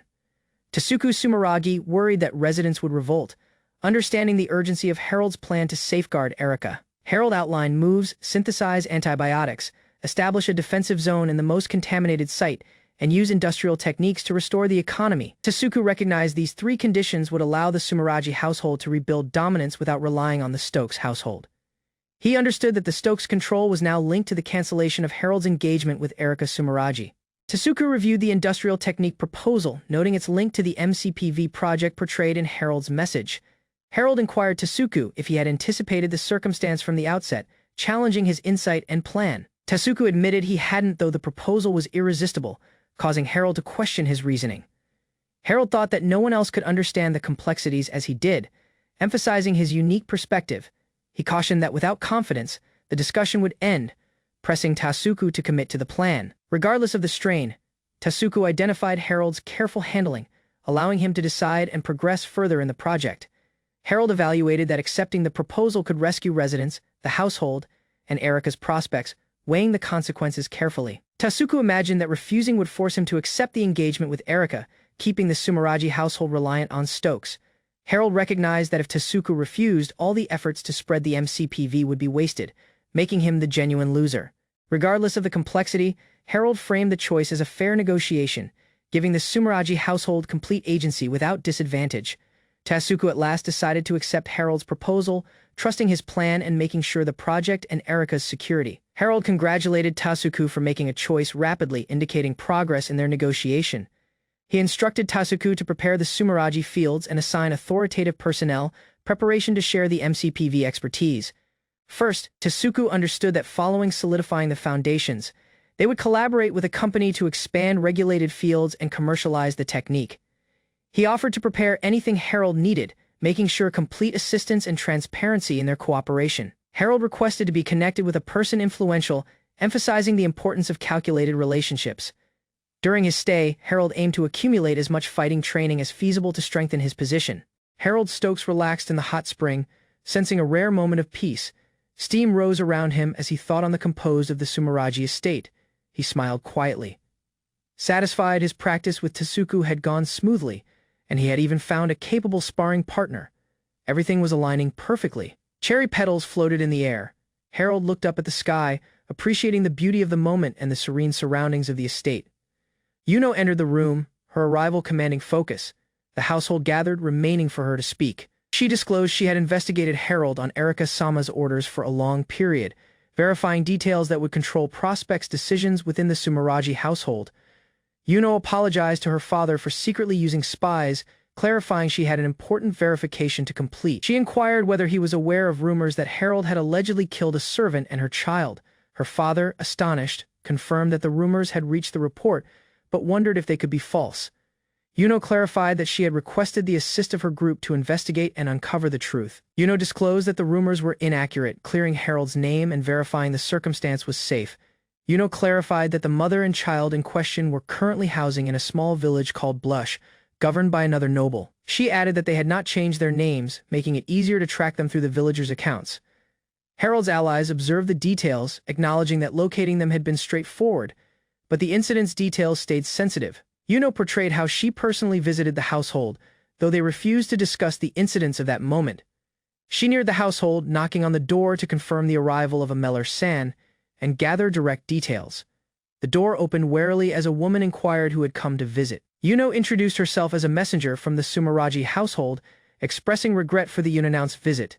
She clarified that her inquiry worried Harold-sama, mentioning that a person in the household could have relevant details. Yuno disclosed that Erika, the Sumeragi child, and Harold were getting ready for their marriage, though some household members opposed it. The resident reacted with surprise and hesitation, realizing the implications of Harold-sama's arrival and the Sumeragi household's motives. Yuno clarified that Harold-sama was being harmed by rumors regardless of being alive and well, demonstrating worry for his reputation. She detailed how Harold quietly suffered the disgrace of being labeled a murderer, earning contempt from the residents. Yuno offered a solution. If the household supported her secretly, she could gather allies to assist Harold without showing the truth publicly. Harold remained standing quietly, unaware of the assistance forming around him, while Yuno tried to convince the household to act discreetly. The resident, moved and conflicted, recognized that Harold's suffering had happened because of them, sensing the burden of accountability. Yuno held the resident's hands, acknowledging that she understood the hesitation to share the truth and the delicate circumstance. She expressed her wish to do whatever she could to assist Harold and Erika, even if it could cause personal challenge. The resident agreed and invited Yuno inside, understanding that the conversation required privacy and a grave discussion. The resident decided to assist Harold in any method feasible, choosing to act for his protection and well-being. The sequence of incidents started when Erika unintentionally harmed Harold, causing him to deceive the household leader regarding her magical challenging. Secretly, Harold granted freedom to Erika and her child, providing transportation, a dwelling, and required supplies, making sure their safe departure unhindered. Erika discovered Harold's genuine purpose. He bore a magical mark to guarantee their security, preventing their escape from being disclosed. Getting ready to depart, Erika faced Harold's inquiry about her destination, showing his genuine worry and protective instincts over her movements. Reflecting on her behavior, Erika admitted ignorance and inability to understand Harold's reasoning, acknowledging she had even raised her hand mistakenly. Erika resolved she could no longer leave Harold's injury unattended and decided to accept complete accountability for her previous mistakes sincerely. Harold clarified that he risked peril exclusively to safeguard them and advised Erika to preserve his secret with utmost protection. Realizing repercussions, Erika understood that sharing any details could increase Harold's doubt and distance, potentially harming confidence between them further. Harold provided reassurance, clarifying that sensing compelled to apologize was natural and a reasonable reaction considering her deeds previously. Wondering sincerity, he probed whether her apology truly sought understanding or merely served to ease her own guilty conscience internally. Panic-stricken, Erika was uncertain how to amend her mistakes or issue a proper apology. Sensing overwhelmed by the circumstance's complexity, gently, Harold placed his hand on Erika's head, suggesting she could offer prospects assistance in meaningful ways. Instead of asking for forgiveness directly, he clarified Erika should focus on understanding his deeds and gradually growing closer through observation. Harold emphasized that watching his efforts cautiously would foster genuine comprehension, encouraging Erika to engage thoughtfully and develop meaningful insight. Regardless of Harold's brilliance, he cautioned that he could not require friends, making the task challenging but critically important for Erika's growth. Erika was cautioned that regardless of her dedication, Harold would never completely address the depths and motives of her heart. He inquired whether she truly controlled the resolve to believe in him and actively follow his direction and decisions faithfully. Harold reminded her that, following careful observation, she could decide her deeds and reflect on raising her hand against him. Quietly, Erika accepted Harold's advice, demonstrating comprehension and agreement, acknowledging his direction with a simple and sincere confirmation of understanding. Watching her growth, Harold thought that regardless of her initial engagement disappointment, she matured significantly, learning accountability and seeing situations with clarity. Harold identified that their child's deep emotions would naturally strengthen, growing in intensity due to her unwavering protection and affection over moment. The team reached their destination, an important practice site, as the carriage reached it, indicating the start of a significant martial arts program. Watching the largest combat arts temple within Sumeragi domain, they saw children and adults practicing archery, swordsmanship, sorcery, and fighting skills daily. Harold inquired about Erika's arrival at the temple, seeking reasoning for her position and goal within this prestigious training environment. He clarified that Erika had reached it at an adversary's request, yet the boy chose to observe quietly without intervention or interference. Itsuki readied thoroughly for practice, putting on his kimono and equipping himself, readying for combat arts practice with focused resolve and power. Greeting Erika with a broad smile, Itsuki conveyed excitement and acknowledgement, expressing happiness at her arrival and shared moment of arrival. Harold embraced Erika warmly, reminiscing on her growth and the collection of memories they would training together in the forthcoming moment. Itsuki asked whether Erika could truly test him, highlighting the disparity between child and adult capabilities and the potential for ability development. Regardless of her years, Itsuki insisted Erika could still participate, encouraging her to recognize her capacity for handling responsibilities and confronting difficulties directly. Introducing himself officially, Itsuki disclosed he was Erika's older brother, establishing familial connections and clarifying relationships for Harold's understanding of the household. Reminding Harold of his position as Erika's fiancé, Itsuki emphasized accountability, and the importance of upholding his commitments seriously. Overjoyed, Itsuki ran eagerly towards Erika, shouting affectionately, "Little sister," with excitement, illustrating the severe bond and playful household relationships between them. Watching with slight amusement, Harold and Erika watched Itsuki's overflowing enthusiasm, highlighting the lively, playful relationship and strong sibling bond they shared naturally. Harold Stokes grew irritated as Kazuki, wearing a wide grin, neared him unexpectedly. Downstairs, students gathered to watch a match between Itsuki and Erika's fiancé, anticipation filling the hall. Harold and Kazuki hurried ahead, stepping onto the polished wooden floor. The match about to begin, Kazuki lunged at Harold with a playful smirk, causing Harold to flail and scowl in frustration. Nearby, Erika's older brother watched, getting ready weapons. While everybody readied for the forthcoming match, Harold watched Kazuki energetically getting ready, resolved to do his most effective for Erika. Kazuki handed Harold a bamboo blade, expecting him to demonstrate his ability while Harold worried quietly. They began practicing swinging and parrying, with Harold noting the weapon's sense surprisingly light. Harold evaluated why the bamboo blade was so easy to handle compared to his usual iron one from the stands. The trainees observed intently, and Harold sensed a mix of nerves and focus. Itsuki Sumeragi readied for the match, chosen by Tasuku as Harold's skilled rival, completely aware of the world's dangers. He thought on Harold's strengths, aware he would eventually master the overwhelming speed and superior swordsmanship in this body. Itsuki remembered his own practice, assured that consistent practice had readied him to command this body successfully.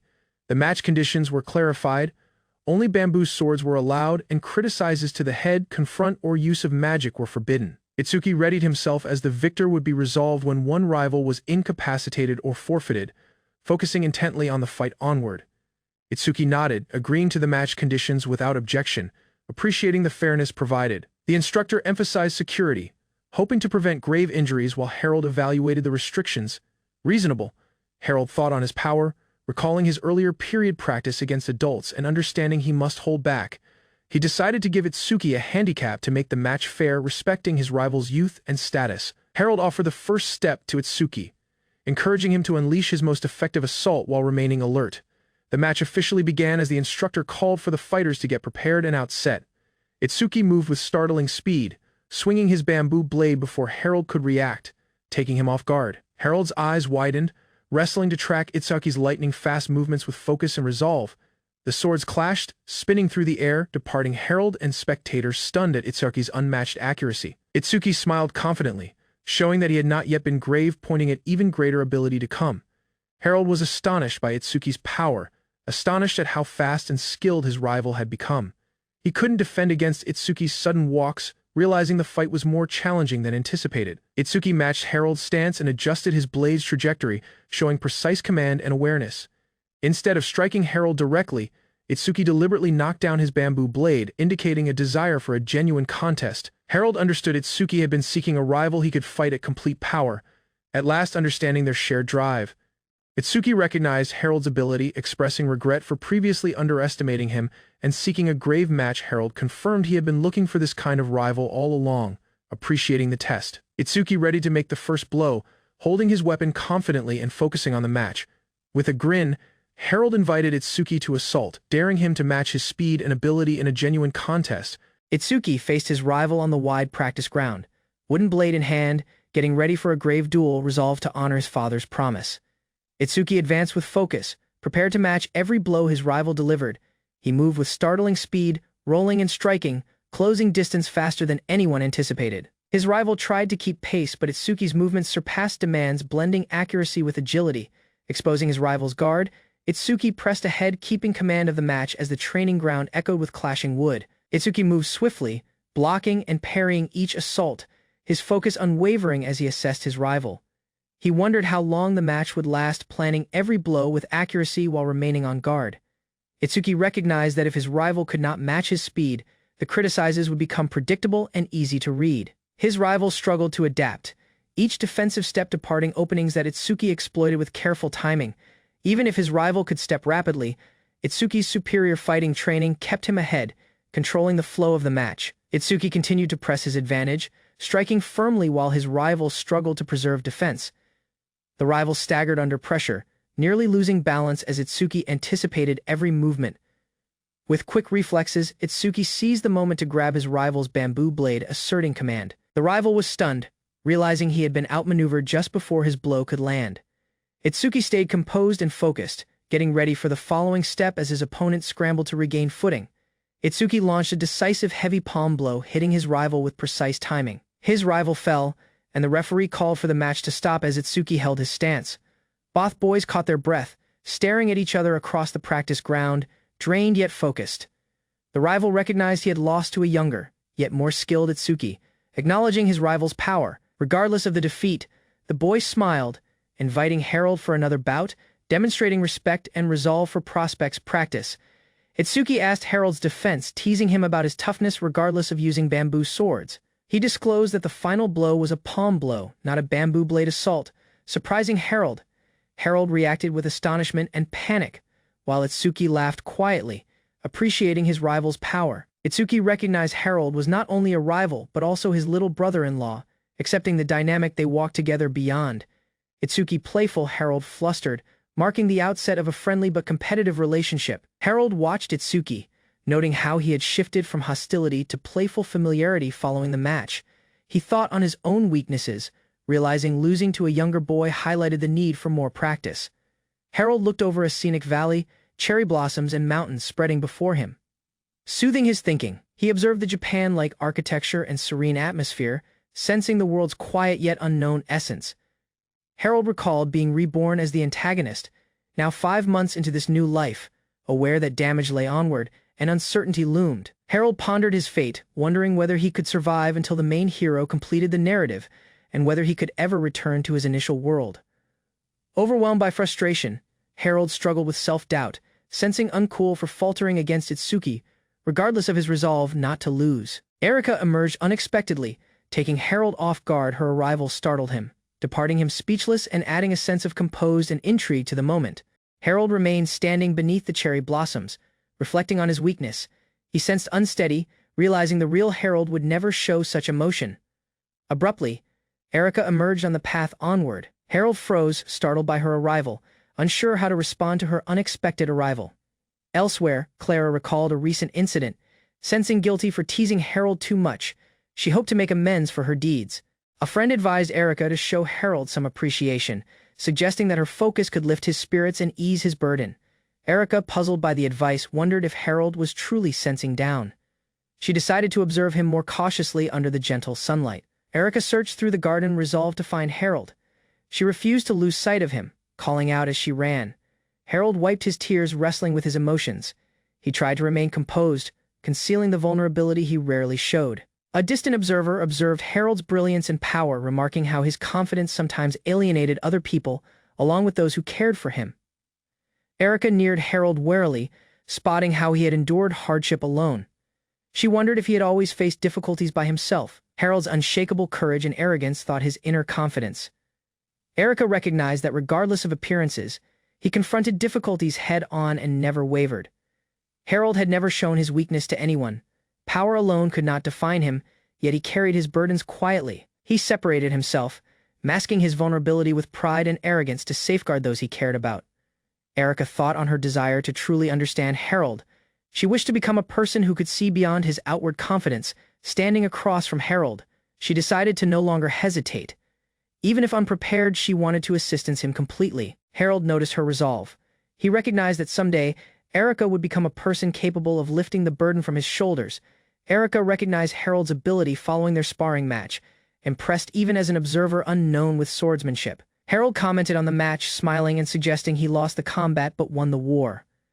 While Erica apologized for overstepping, Harold struggled to understand Erica's motives, incapable to discern her genuine goal behind her remarks and deeds. He marveled at how naturally Erica could speak to a person she disliked, masking her motives with calmness. Harold sensed uncomfortable, realizing he didn't want to be constrained by her arrival, conflicted about their dynamic. Harold told Erica to step aside, claiming he didn't have moment for distractions, asserting his focus on urgent matters. Erica inquired him to make moment, insisting that this moment was important and required his complete focus. Harold begrudgingly listened, noting her polite approach and attempting to process the sincerity behind her remarks. Erica apologized for her earlier period behavior, bowing deeply and acknowledging her prior mistakes, demonstrating respect and humility.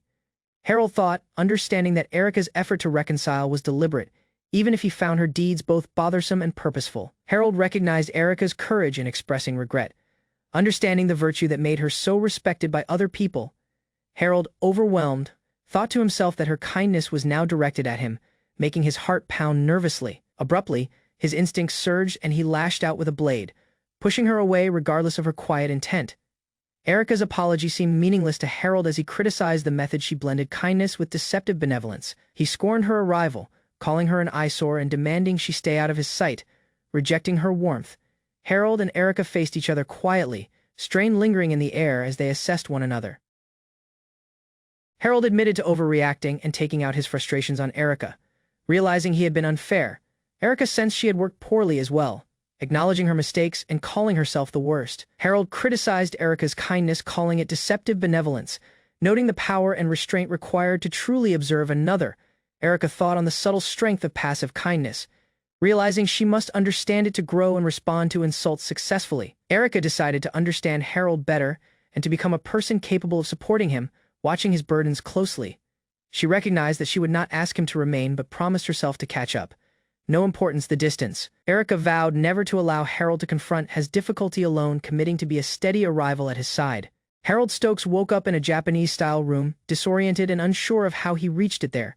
Stepping beyond, he examined the Sumeragi residence, noting the traditional architecture and quiet surroundings, though he stumbled slightly. He recalled being injured during a subjugation campaign, realizing he had been transported to Japan while unconscious, yet the circumstance sensed uncertain. Erica's Sumeragi watched from a distance, worried about Harold's condition and quietly monitoring his recovery. The elders reported Harold had minor cuts, a bruise, and feasible broken bones, though swelling had mostly subsided. The elders discussed Harold's condition, noting his high fever and the need for ongoing medical protection. Erika Sumeragi evaluated remaining for Harold to recover before wondering him about the unusual circumstances surrounding his arrival. Yuno entered, bringing fresh clothes for Erika, indicating preparation for the day and daily routines resuming. Erika, resolved, requested Yuno to teach her healing sorcery, hoping to assist Harold and other people in the prospects. Meanwhile, Harold sat beyond, nursing his injuries and a heavy head, slowly regaining power following the recent ordeal. Harold thought on his recent combat, realizing he lacked practice and could not stay as firm as anticipated. Erika organized stacks of texts on healing sorcery, clarifying which texts were essential for beginning her examens. An elder scolded Erika internally, claiming her devotion to Harold could never reach him. Calling her efforts futile regardless of doubts, Erika decided to learn healing sorcery, resolved to be capable if Harold ever needed assist. Harold evaluated whether to focus on physical power or extend his practice duration. Preparation: how to improve deliberately. Harold and Erika each decided internally to work hard, resolved to improve their abilities. They reminded themselves of the importance of consistent effort, aware that diligence was the only path ahead. Far away, troops faced a risky circumstance on the Bina Plateau, confronting a monstrous threat with caution. A commander ordered the troops to pull back, warning that continuing the assault could be fatal, but some struggled to obey. Harold emerged, resolute and commanding, prepared to accept decision regardless of the danger. Asserting his presence in the battlefield, Harold faced a massive armored beast standing quietly regardless of the creature's roar and intimidating arrival. He watched the monster's movements, noting that its bark was bigger than its bite, analyzing the threat. With accuracy, Harold dodged and ready to blow, prepared for the beast's aggressive charge. Following defeating the creature, he instructed the other people to collect the horn, suggesting blacksmiths would find it valuable. Abruptly, more creatures emerged, casting spells towards the team, compelling the soldiers to scramble and retreat while Harold prepared to defend. The ground punisher descended, a sudden assault menacing the team as Harold faced the oncoming risk. Harold remained standing firm, assessing the terrain and getting ready his following step against the mighty monster. He sprinted ahead with accuracy, positioning himself to intercept the beast while keeping his blade prepared. The monsters charged in unison, compelling Harold to dodge and maneuver cautiously as their momentum drove them ahead. With resolve, Harold aimed to end the fight swiftly, promising to blow the creatures in a single decisive blow. Harold unleashed Thunderbird, striking with accuracy as the magical assault hit the ground, altering the battlefield. The troops and onlookers were stunned. Astonished, Harold had taken down a hornhead monster all by himself.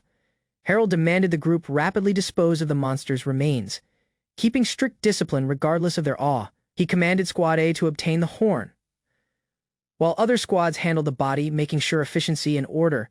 The troops discussed Harold's power, realizing his ability far exceeded demands, especially for newcomers encountering him for the first moment. The troops thought on Harold's earlier period, recalling that almost 3 years ago, he volunteered for a risky subjugation campaign.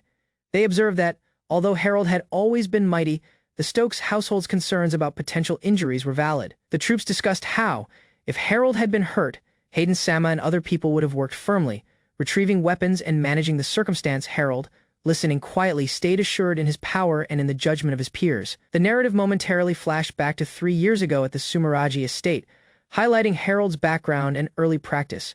2 troops carried an injured companion, shouting for a person to assist as they struggled under the burden. Yuno and other people observed in astonishment, realizing Harold had been hurt by a monster during a subjugation campaign. They guided Harold to a safe room, calling for a doctor or a person skilled in healing sorcery. The troops clarified the circumstance, acknowledging Harold had shielded them from the monster's assault. Despite the injury sustained, Harold, annoyed, scolded the troops for their weakness, asserting that if they disagreed, they should fight themselves. Harold dismissed the troops' apologies, inquiring to be left alone and emphasizing the importance of secrecy. He instructed them not to reveal the incident to anyone and to guarantee all troops were informed and cautious. The troops, embarrassed and annoyed, thought on how pathetic it sensed to be shielded by the one they should be protecting. They recognized Harold had worked to safeguard them from penalty if the Lord discovered his injuries, demonstrating foresight and care. One soldier decided to become stronger, inspired by Harold's ability and protection, vowing to improve in the prospects. Harold thought on his fighting training, realizing he had grown strong enough to safeguard other people effectively. He evaluated that countless monsters stayed unexplored, and collecting more data could assist stop injuries among his soldiers. Harold wondered whether Tasuku was also progressing on his own, thinking about allies and their growth in alternate. He decided it could be wise to visit the Sumeragi estate, preparation to combine his training with direction and assistance. Harold walked beneath the blooming cherry trees, his expression unreadable, lost in thought about forthcoming responsibilities. He continued along the stone path, careful moves echoing as petals drifted around him, a quiet morning developing. Harold reached the estate and was greeted by a familiar person, a trusted advisor who commended his recent campaign efforts. Together, they discussed negotiations and strategies, reviewing methods to ease the Stokes household's burdens and implement new cultivation policies. The advisor observed the timing of Harold's prospects' responsibilities, while Harold evaluated how deeds now would shape the household's future. Harold smirked quietly, thinking about the engagement's eventual cancellation while his advisor watched him quietly. They walked across the garden bridge, discussing earlier period campaigns and Harold's encounters with risky monsters during the missions. The advisor reassured Harold, noting that his repeated staying alive from severe injuries proved his resilience and ability. Harold and the advisor exchanged reflections on power and growth, acknowledging their mutual respect and the lessons of earlier period battles.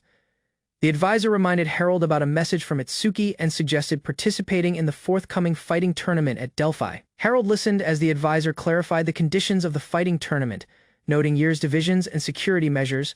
Harold smiled confidently, choosing he would participate and evaluate his abilities against new difficulties. The advisor returned to work, warning Harold not to overexert himself, while Harold waved in acknowledgement.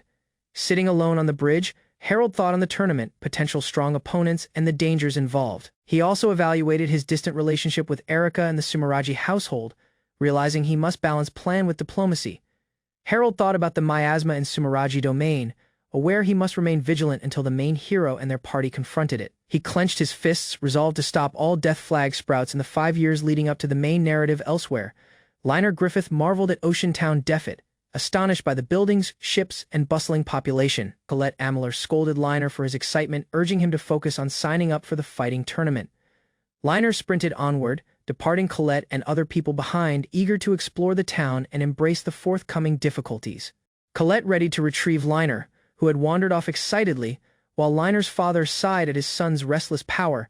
Colette received instructions to obtain Liner and then meet at the fountain following he completed registration for the tournament. She hurried through the town looking for Liner, calling out as she tried to catch up with him. Colette stumbled and fell, but rapidly recovered, helped by bystanders who ensured she was unharmed. In a quiet moment, Erika Sumeragi remained standing gracefully, watching the activity around her, embodying composed and calmness amidst the turmoil. Erika noticed Colette scraping her knee and offered assistance, urging them to step to a less crowded site. She assured Colette that helping her was not a burden, demonstrating calmness and kindness. Colette expressed her gratitude while being guided by Erika, sensing reassured by her composed arrival. Erika's gentle demeanor left a strong impression on Colette, who watched her closely and quietly together. They walked while Erika clarified her limited healing abilities, and Colette recognized Erika's quiet dedication and practice. Colette was astonished to see Erika, spotting her composed demeanor and calmness while assisting other people. Erika clarified she was simply an escort, not participating directly in the tournament, though she was present for direction. The two discussed their friends and aspirations, with Colette supporting Liner's aim to join the chivalric order. Erika commended Colette's dedication and observed the power and potential of the children from Blush Village. Colette thought on her step 3 years ago, and Erika confirmed Colette's deeds aligned with demands, demonstrating quiet approval. Colette expressed her thanks to Erika, attempting to repay her for the kindness shown following the earlier incident. Erika suggested forming a strong bond, promising that when they met again, their link would allow them to see each other. Colette was astonished by the proposal to become friends and hesitated, unsure how to respond. Erika clarified that if they met again, it would confirm that their friendship was genuine, easing Colette's doubts. Colette agreed to hold on to her feelings until their following meeting. Understanding the importance of their bond, Colette called out to Erika as she readied to depart, expressing optimism to see her again. Erika smiled quietly, walking away while keeping her calmness, departing a lasting impression on Colette. Colette observed Erika leave, her hands clasped to her chest, sensing the burden of their meeting and the promise of friendship. In the Grand Hotel lobby of Delphi, Harold waited patiently for a person's arrival, while nobles and travelers moved around him quietly. Dressed in elegant attire, Erika entered the hall gracefully, bowing slightly as Harold at once noticed her punctual arrival, pleasantly astonished. Realizing Erika's unexpected arrival, Harold's mind raced rapidly while the three exchanged cautious gestures, politely acknowledging each other's careful arrival. Unsure how to proceed, Harold hesitated momentarily while Erika insisted on taking a seat, keeping a regulated but strained atmosphere nearby. During the meal, Harold cautiously clarified Erika's position in accompanying him for protection during the forthcoming fighting tournament, ensuring their safety effectively. Regardless of insisting he would remain unharmed, Harold listened as Kazuki highlighted Erika's protective accompaniment, reminding him that caution is better than regret. Clarifying that a meeting was essential, Kazuki allowed Harold faster reactions if risk emerged, a proposal he evaluated reasonable yet suspicious. Remaining silent, Erika watched Kazuki and Harold leave the hall, while Yuno discreetly emerged to check on her securely in distance. Yuno inquired whether Erika had informed Colette about the meeting, but Erika chose to remain silent, protecting secrets with careful discretion. Erika thought internally that Colette's staying alive must remain unknown, emphasizing the importance of secrecy and careful plan throughout these developing incidents carefully. Standing quietly on the balcony, Erika decided not to question Harold regarding his secrets until he personally chose to reveal them clearly. Considering Harold's genuine nature, Yuno recognized a person understanding him could become a potential ally in forthcoming conflicts, proposing strategic future advantages thoughtfully.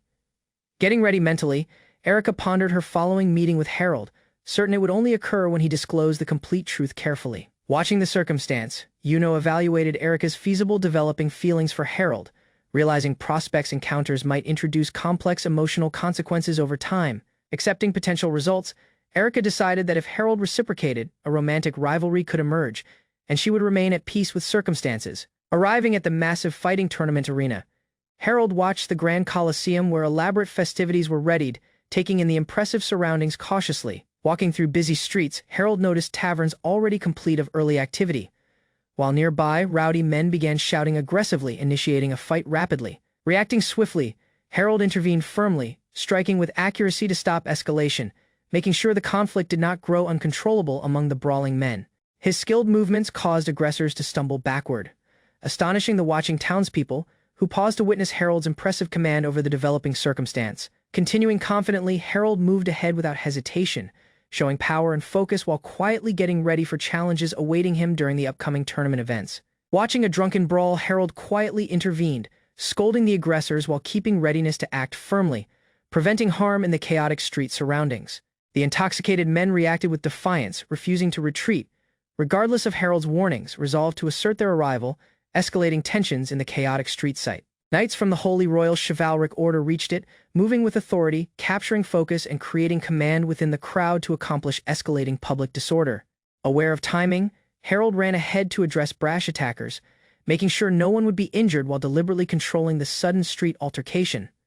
Showing precise ability, Harold struck one aggressor mid-charge, incapacitating him successfully while keeping command and focus on the larger challenges that awaited ahead. Following the brawl, townspeople watched Harold quietly, clapping in appreciation for his effective and decisive intervention, acknowledging his impressive capacity to accomplish conflicts safely. One of the knights neared Harold, praising his remarkable ability while inquiring for a clear reasoning of incidents to convey understanding to the surrounding crowd. Harold recounted the incident quietly, clarifying that he prevented one drunken man from crashing into other people, making sure security while maintaining composure and authority effectively. The knight cautiously inspected Harold for injuries, relieved to see him unharmed, as Harold assured him that no significant damage had happened during decision. Harold's mentor began stretching cautiously, showing proper techniques while reminding him to always respect practice, making sure every part of his body stayed fully prepared. Cody pressed Harold to retell the narrative, making him impatient, insisting that bystanders could offer explanations,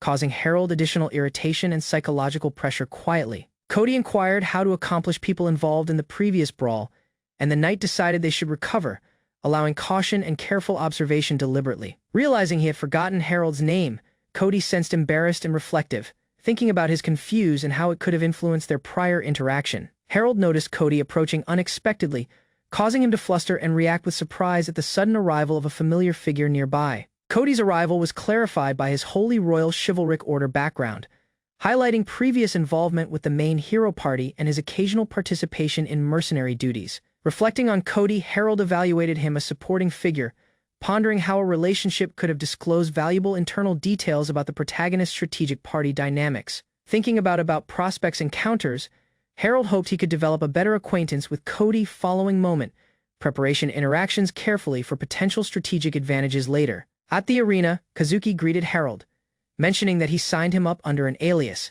making sure anonymity while allowing participation in the event discreetly. Clarifying the townspeople's position, Kazuki observed Harold's parents could oppose his participation publicly, emphasizing caution while still providing Harold the opportunity to compete securely. Getting ready for his first match in the 13 and under division, Harold faced Malik Makia with the crowd eagerly watching, anticipating the performance of the newcomers cautiously. Harold asked Isuki's unusual behavior and suggestion to hide his confront, sensing annoyed and irritated by the unnecessary theatrics presented in front of everybody. Watching quietly, the crowd and knights observed, while Harold mentally scolded the name and mass decisions, sensing embarrassed and slightly annoyed by their absurdity. Mentally noting the training, Harold remembered the incident as a significant lesson, while observers found him intimidating without realizing his internal thinking and reflections. Expressing irritation at Itsuki, Harold decided to finish the match rapidly, intending to minimize distractions and prevent prolonged engagement with the annoying theatrics. Turning his focus, Harold noticed Colette's arrival,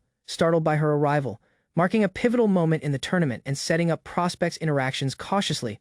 Harold Stokes and Hirasawa Kazuki strolled through the bustling marketplace, choosing meals warily while watching the crowd with curious, alert eyes. Colette and her companion watched the enormous arena, filled with enthusiastic spectators. Kazuki spotted her, worry and resolve clearly evident. Reflecting on his deeds, Kazuki recognized concealing his genuine name brought unforeseen complications, increasing the dangers involved in every move carefully. Spotting Colette's arrival, Kazuki understood the forthcoming match would be critical, as the arena announcer signaled, raising strain among all participants. Swords collided violently, starting the match. Kazuki concentrated intensely, deliberately timing his strikes while Colette parried skillfully, escalating the fierce conflict further. Moving rapidly, Kazuki's blade forced Colette to submit. She knelt gracefully, understanding his mastery while the surrounding crowd observed quietly. The arena officially declared Kazuki the victor. He exited discreetly, pondering that Colette's attendance indicated stronger challengers could emerge shortly. Abruptly, Liner Griffith, celebrated hero of brave hearts, emerged. Kazuki recognized the looming conflict, aware destiny brought them together years prematurely. Focusing intently, Kazuki readied himself mentally. Officials announced the following match, and he evaluated the arena meticulously for any tactical advantage. Liner confidently stepped into the arena, raising his blade high as Blush Village's challenger. The spectators erupted, indicating severe competition beginning at once. Kazuki stared, stunned, as Liner Griffith unexpectedly emerged. He asked Liner's sudden arrival, recalling the massive ship that recently entered the harbor. Considering the chance of withdrawing, Kazuki feared the outcome could replicate the morning's incidents, evaluating the potential risks from the stands carefully. Harold thought on previous disputes, remembering the Clara incident and choosing to act with respect, intending to stop misunderstandings with Liner efficiently. Reviewing his interactions with Cody and the main storyline, he identified that seeking friendship with Liner could prevent unnecessary conflicts successfully. This moment. Meeting Liner now allowed Kazuki to evaluate his power and potentially form a prospects alliance, getting ready mentally and deliberately for forthcoming challenges. During the match, Kazuki analyzed Liner Griffith's movements cautiously, contemplating how providing direction could enhance Liner's forces and improve performance during prison raids successfully.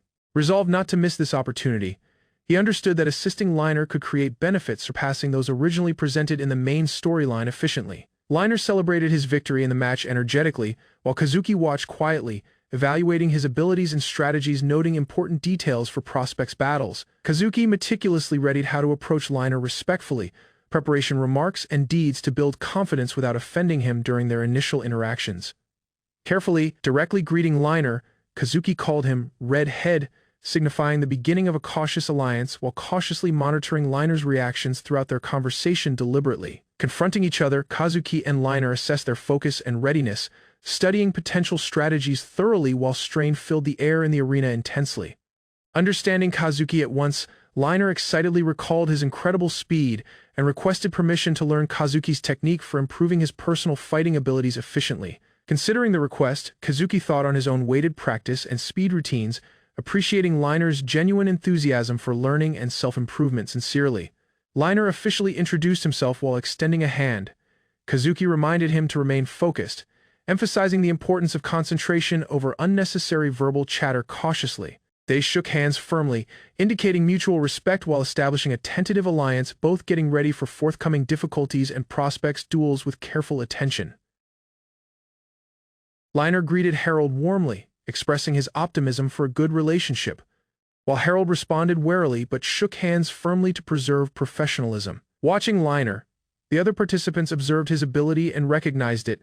Some competitors expressed playful rivalry, understanding Harold's capabilities among the assembled challengers. Harold clearly stated he was not obligated to share his techniques, daring other people to attempt matching his abilities, challenging their confidence deliberately and cautiously. Enthusiastically, Liner accepted the test, resolved to compete against Harold, assured in his own abilities and motivated to learn from this meeting. Harold cautioned Liner about the vast difference in their power levels, yet Liner stayed undeterred, resolutely committed to learning and improving his abilities steadily.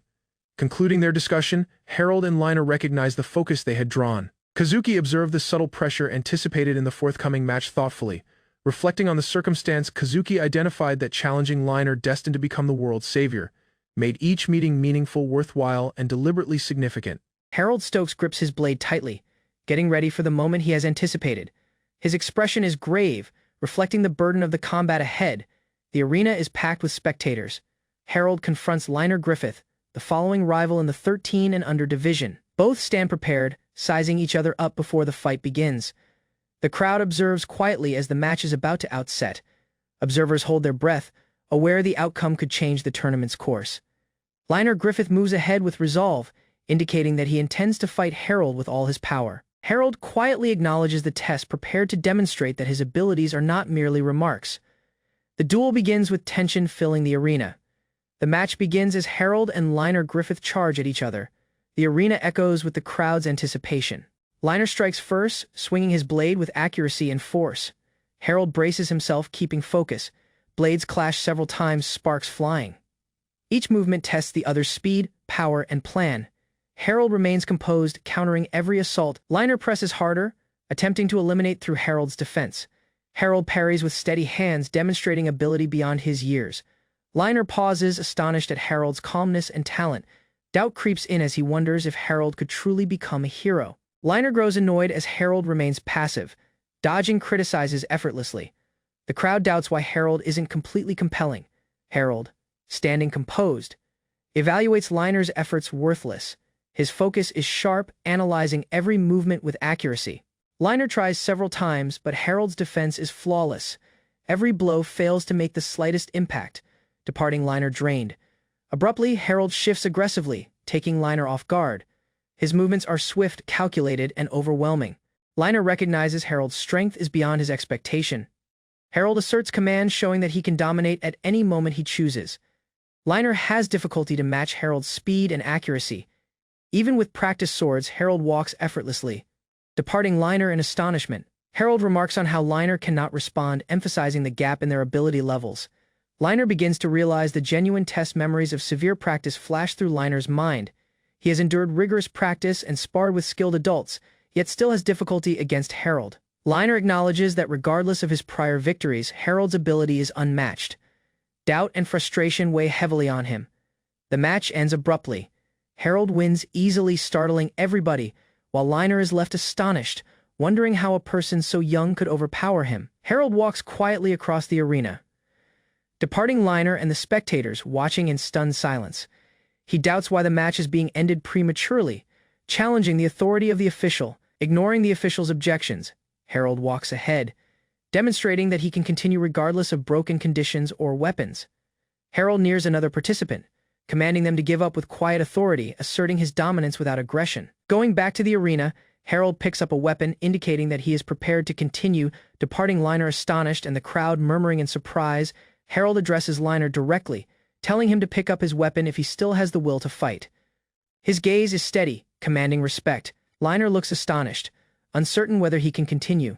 The burden of Harold's ability and calmness leaves him hesitant, yet he senses the urge to rise and keep fighting. Liner knelt quietly on the practice field, his gaze fixed on the swords before him, while Harold instructed him to act. Wondering Liner's motivation for seeking strength, Harold demanded a reasoning, departing the air heavy with strain and uncertainty around him. Considering his admiration for the chivalric order, Liner recognized that gaining power could allow him to become a protective knight. Meanwhile, Colette confronted a team of bullies attempting to seize her pendant, resisting fiercely while shouting for them to stop at once. The bullies taunted her, holding the pendant high. Colette hesitated but readied herself to escape, hoping Liner would intervene in a moment. Colette fought urgently as bullies grabbed at her, shouting in protest, though the attackers ignored her pleas completely during the struggle. One of the aggressors shoved Colette violently, her cries echoing through the site, intensifying the turmoil as she struggled to resist. Liner reached it at the chaotic setting, fury blazing in his eyes, confronting the bullies to safeguard a person weaker than himself. The bullies jeered at Liner, doubting his capability as a knight, while Liner readied himself to respond firmly and confidently, delivering a strong retaliatory blow. Liner hit one of the bullies, causing Colette to feel comfort and admiration for him. Tracking the struggle, Liner sat beside Colette, proposing apologies for appearing weak while assuring her that the pendant had been recovered securely. Smiling softly, Colette sensed secure. Liner promised protection, providing her comfort beneath the tree as they rested together in peace. Reflecting on his previous weakness, Liner committed to rigorous practice, intending to become a knight capable of saving Colette and other people. Watching Liner's resolve, Colette identified his resolve, quietly appreciating the progress and courage that he demonstrated through his deeds. Presenting the pendant back to Liner, Colette declared it a symbol of his knighthood and her enduring confidence in him. Watching Liner with admiration, Colette quietly vowed to assist him in pursuing his ambitions, her gaze filled with optimism and warmth. Gripping his blade tightly, Liner surged with resolve, getting ready to confront forthcoming challenges and grow stronger through every encounter he faced. Focusing on those he must safeguard, Liner understood that to defend them properly he had to become the strongest feasible knight. Harold emphasized that power was required, and Liner absorbed the lesson, emphasizing his commitment to strength, ability, and heroic responsibility. Channeling power into a surge of power, Liner entered brave mode, sensing lighter, resolved, and inspired to pursue his knightly ambitions. Experiencing an unprecedented burst of strength, Liner at last sensed capable of confronting Harold directly, assured in his abilities and preparation. Charging towards his rival with blade in hand, Liner readied to engage Harold completely, utilizing all the power he had gained. Their match commenced with clashing swords, precise movements, and severe strikes, departing spectators astonished at the ability and resolve displayed. Quietly watching Colette observe Liner's progress, impressed by his growth and ability, her eyes reflecting admiration and astonishment at his improvement. Pressing ahead aggressively, Liner forced Harold into a defensive stance, showcasing newfound strength and unwavering resolve in the heated exchange. As his power diminished, Liner's body grew heavy unexpectedly, making him realize that his previous surge of strength had at last ended completely. Regardless of losing some strength, Liner continued to fight, pushing his limits while reflecting on how much he had grown so far. Understanding his progress, he admitted that only yesterday he would have failed to reach this point, finding satisfaction in small victories. Harold stayed steadfast, reminding Liner that he was not yet a match. Yet Liner refused to succumb to discouragement or anxiety. The pendant slipped from his grasp, symbolizing the test that stayed onward, while he readied to continue defending those he cared about. Thinking of Colette's assistance, Liner readied to unleash every ounce of his power in the approaching combat, resolved to give everything, stomping firmly onto the battlefield. Power radiated around Liner, displaying his unwavering resolve and refusal to surrender regardless of the overwhelming difficulties present. Focusing all of his power, Liner ready to blow with every bit of strength, determined to make a decisive impact immediately. Swinging with complete commitment, he confronted Harold directly, indicating his purpose to overcome obstacles and assert his capabilities completely in fighting. Harold countered with the Nemesis blade, and the ensuing clash became a violent, explosive match, challenging both fighters' ability and limits. A colossal explosion shook the arena, throwing power and debris across the battlefield, departing the crowd stunned and astonished at the spectacle. The shockwave knocked spectators, along with Colette, backward, yet Liner remained standing firm, keeping balance, focus, and concentration amidst the turmoil surrounding him. When the dust settled, Liner caught his breath, reflecting on the intensity of the combat he had just endured. Completely drained, Harold neared, lifting Liner cautiously, showing respect and acknowledgement for the effort, endurance, and resolve that Liner had displayed throughout the fight. Lightly chastising Liner, Harold remarked that if he had fought at this level from the outset, the conflict would have been different. Carrying drained Liner, Harold stayed impressed that the youthful knight had successfully activated Brave Mode twice, defying demands regardless of the challenging circumstances faced. Watching cautiously, Harold observed that Liner's criticizes and defenses initially failed to meet the usual requirements, yet he had persisted regardless of limitations. Reflecting on Liner's perseverance and progress, Harold recognized the youthful main hero could truly have circumstances, resolve, and support aligned in his favor. Resting with the pendant clutched tightly, Liner received Harold's acknowledgement that his power could eventually rival the older knights, demonstrating genuine respect for him. Harold Stokes remained standing alone, victorious as the arena announced him the winner. His red eyes glimmered with quiet resolve, indicating a new chapter. From above, spectators watched. Norman identified Harold's power and cunning, impressed by the unexpected display of ability. Norman decided to approach cautiously, understanding the importance of alliances. He decided it was moment to stake his claim in the developing strength shift. Meanwhile, Erika Sumeragi pushed through the dense crowd, wrestling to keep pace. The excitement and turmoil tested her endurance. At last, she reached it, taking sight of Harold. A mix of comfort and anticipation crossed her confront, as new challenges awaited them both. Erika Sumeragi observed Harold Stokes closely, worry and optimism mixing in her gaze as he remained standing firm. Harold turned to address her, wondering if Liner was truly the one she trusted, his expression sharp and observant. Erika hesitated but confirmed, insisting that Liner was protecting her regardless of his small stature, her voice steady. She defended Liner with resolve, asserting that he was not weak and had earned her confidence through loyalty. Harold at last nodded, acknowledging her perspective. Erika sensed comfort, realizing her belief in Liner's power had been validated. Harold Stokes walked beside Erika Sumeragi, his expression cold as he dismissed weakness and feeble ways of life. Erika followed quietly, her thinking weighed down by his remarks, uncertain yet resolved to act. She wiped away tears, realizing she needed to reach Liner and guarantee his security.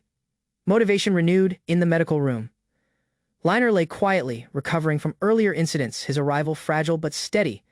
Erika entered, calling his name. Comfort and worry mixed on her confront as she saw Liner awake, prepared to assist him. Colette knelt beside Liner, checking if he was hurt. She assured herself he was unharmed thanks to Harold's careful handling. She inquired for Liner's protection, hoping he would stay by her side, her voice complete of confidence and resolve. Encouraged, Colette smiled, telling Liner that though he lost to Harold, he could surpass him following moment. Liner hesitated, realizing Colette knew of Harold's reputation. He pondered Harold's control and noble earlier period. Colette clarified Harold's earlier period assist to her and her mother, giving context and showing his subtle, enduring direction. Colette thought on Harold's power and noble background, impressed by his sorcery and calmness. Liner recalled Harold's harsh remarks, but understood the lesson behind them, realizing the direction was meant to teach. Regardless of his frustration, Liner admitted he didn't feel resentment, comparing the training to lessons from his mother. He decided that if they ever battled again, he would surpass Harold, resolved to grow stronger. Colette decided to call the doctor and Orbal, worried for Liner's well-being and making sure he received proper protection. Colette observed Liner from afar, thinking about Harold's power and how much he had inspired them both. Norman neared with a cheerful proposal, suggesting that Liner join the chivalric order to develop his abilities further. Harold and Itsuki emerged, curious about the newcomer. Liner remained standing quietly, assessing the circumstance and listening cautiously. Norman commended Liner's performance in the fighting tournament, emphasizing the admiration he had earned through ability and courage. Liner's gaze hardened, spotting Harold's subtle reaction. He sensed strain and readied himself for the difficulties onward. Norman clarified to Harold how the fighting tournament served as a warm-up and tested the town's strongest.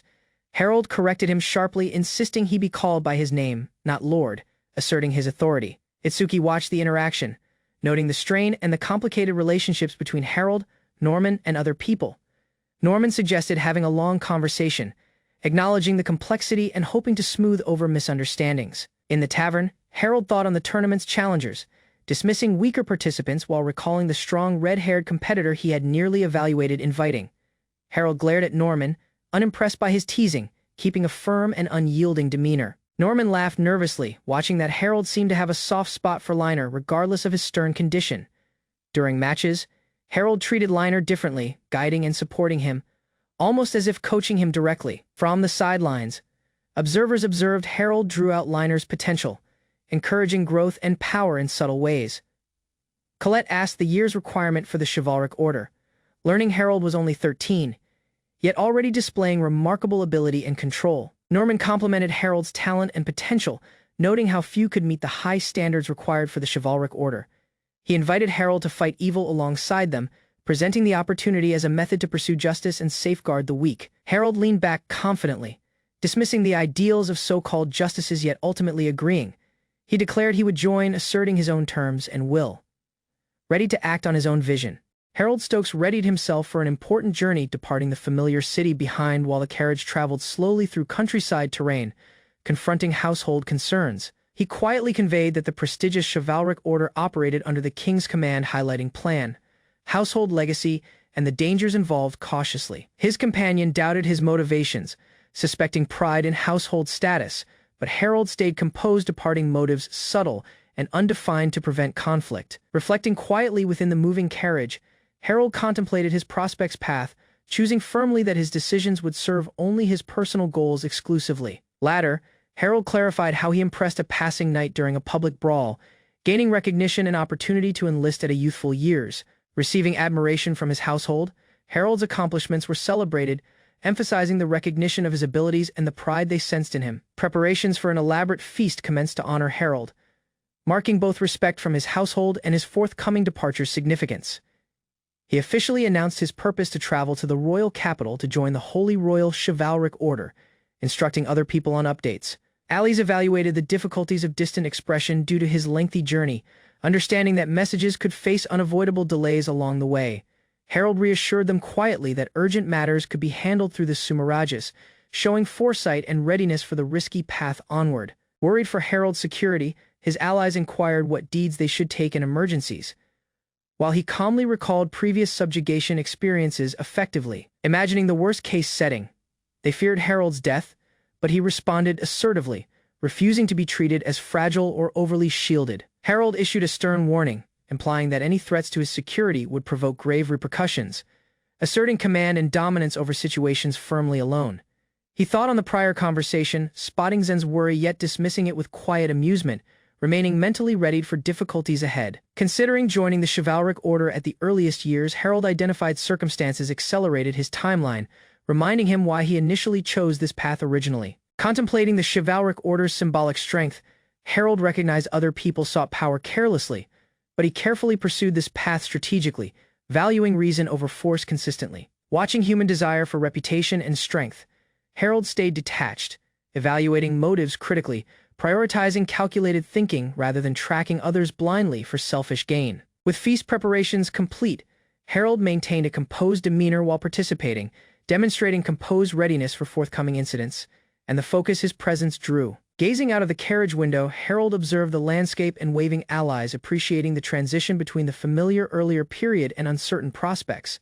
Upon arrival at Amaziel's royal capital, Harold took in the vast cityscape, mentally getting ready for forthcoming difficulties within the chivalric order's complex surroundings. Harold marveled at the royal capital, watching flying ships and bustling power, realizing the city's significance as the kingdom's central hub of strength. Walking through crowded streets, Harold cautiously located the designated meeting location, making sure situational awareness while navigating unknown surroundings with deliberate caution and accuracy. Encountering an old acquaintance, Harold received a warm greeting, discussing the chivalric order and reaffirming his agreement to join, solidifying commitment and prospects deeds. The companion made light jokes about Harold's reliability, yet he stayed grave, focusing on responsibilities and prioritizing mission objectives over playful distractions efficiently. Reflecting on his status as the youngest enlistee, Harold recognized he would meet talented individuals capable of influencing the order's background. Preparation deliberately onward. Vincent van Westervoort, vice captain of the Holy Royal Chivalric Order, worked diligently at his desk, keeping focus amidst towering shelves and stacks of organized papers. Momentarily pausing, Vincent evaluated his forthcoming duties cautiously, surrounded by extensive books and records, preparing mentally for efficient management of responsibilities and duties. An aide neared warily, spotting Vincent's severe focus, causing him to respond appropriately, regaining composure and maintaining authority within the professional setting without disruption. Wandering subordinate Shannon regarding the day's practice schedule, Vincent cautiously reviewed operational plans, making sure smooth coordination and accurate oversight of all organizational activities and duties. Shannon hesitated while providing details about Cody's unit, taking Vincent's focus and suggesting potential unexpected developments requiring his careful consideration and management efficiently. Cody reached it energetically to check on Vincent, delivering updates about activity within the chivalric order while greeting him cheerfully and keeping lively enthusiasm persistently. Vincent cautioned Cody that a newcomer's enlistment exam would begin shortly, instructing him to prevent causing disturbances while overseeing operations quietly and systematically, suggesting Harold could make the examination interesting. Cody hinted at the newcomer's potential, anticipating unexpected developments and abilities that could control the chivalric order's prospects successfully. Watching quietly, Shannon observed Cody's boisterous personality, habitual power, and lively behavior while remaining observant to ongoing operations, and the dynamics of interpersonal interactions professionally. Vincent thought quietly on Cody's temperament, understanding his wild nature had existed since birth, while acknowledging that Cody understood appropriate behavior regardless of naturally boisterous tendencies consistently. Shannon evaluated Vincent's kindness towards Harold, noting it could be excessive, adjusting her glasses, and reflecting thoughtfully on the repercussions of this treatment. Cautiously, Vincent contemplated the unwelcoming surroundings for some individuals, realizing he personally experienced oppression and was potentially the most out of location. Recalling Harold's confinement vividly in context, Vincent van Westervoort remained standing as the vice captain of the Holy Royal Chivalric Order. Kazuki watched him quietly on the moves, reflecting on Vincent's early rise at 14, 4 years earlier. A combat at Beltis Woods weakened the order. Justice exploited Cody's retirement and burned-out state, eventually perishing at Cody's hands. Departing a complicated legacy behind, Kazuki wandered through the courtyard searching for Cody. Confusion and worry marked his path as he tried to understand the sudden absence of his friend. Crowds encircled Kazuki, drawn to his arrival. Many admired his condition, whispering about his charm and innocence. Vincent noticed the collecting and neared. Kazuki's focus shifted as the lieutenant readied to lead, and the order assembled for their following mission. Vincent brought Kazuki to the order, clarifying his arrival to the assembled knights. Kazuki followed quietly, unsure of why he had been chosen. The knights murmured in astonishment, wondering Kazuki's legitimacy. Vincent tried to compose them, pointing that this was a rare but important circumstance. Vincent announced that Kazuki would be tested against Harold, treating the meeting as a kind of enrollment trial for the boy's abilities. The knights scrutinized Kazuki, noting he did not meet the usual years or training standards, yet they readied for the forthcoming test. Vincent reassured Kazuki, praising his extraordinary potential, while Kazuki sensed a mixture of surprise and anxiety at the sudden focus. Vincent cautioned Kazuki that underestimating Harold would bring risk. He handed Kazuki his blade, getting ready him for the forthcoming trial. Vincent promised Kazuki assistance for his following promotion if he managed to defeat Harold, startling both Kazuki and the watching knights. He commended the knights for their battlefield training and rigorous practice, reminding them that their abilities were valuable regardless of Kazuki's youth. Vincent smiled, emphasizing that even a 13-year-old boy like Kazuki could not be underestimated. Departing the knights impressed, the troops' attitudes shifted, inspired by Vincent's confidence and Kazuki's potential. The boy readied mentally. Sensing the test onward, Kazuki readied for the trial against Harold, reflecting on the opportunity to evaluate what he couldn't during the fighting tournament. Vincent encouraged him to give his most effective. Kazuki earned Vincent's admiration, impressing both the lieutenant and the knights watching the trial. The elite forces recognized his potential. He recalled earlier period matches, realizing the strain he sensed now was unique, unlike any he experienced before. Even in battles against monsters, Kazuki sensed the thrill of confronting a mighty rival, understanding it as a craving for victory rather than anxiety. Harold's instinct for combat emerged naturally in Kazuki, and he boldly challenged any rival, stepping ahead with confidence and resolve. Vincent confirmed with Lieutenant Cody that Kazuki could test Harold. The knights observed eagerly as the trial began. Kazuki accepted the test, expressing resolve to give his all and showing respect to Vincent before the trial. Vincent set the conditions, emphasizing staying alive for both, and signaled the outset of the fight. Kazuki readied to confront Harold. The combat started intensely, Kazuki moving skillfully while Harold attacked fiercely, challenging the boy's reflexes and instincts. Following a strained exchange, Kazuki unexpectedly defeated Harold. The knights and Vincent were stunned, acknowledging his ability and potential for prospects trials. Kazuki remained standing over Harold, indicating the following challenger. Vincent and the knights observed as Harold's defeated body lay on the ground. A knight stepped ahead, hesitantly getting ready to confront Kazuki. The boy stayed composed, analyzing his opponent. The match began with rapid strikes. Kazuki skillfully blocked and countered, challenging the knight's technique while keeping focus. The combat intensified as the knight launched mighty criticizes. Kazuki dodged and retaliated, keeping his calmness and accuracy. Following a swift exchange, Kazuki's ability prevailed. The knights were astonished, and Kazuki steadied himself, prepared for the following challenge. Kazuki called the following rival ahead, readied and composed, while Harold lay defeated, and Vincent observed from the sidelines. A knight stepped up warily. Kazuki studied him, anticipating movements and adjusting his stance for accuracy.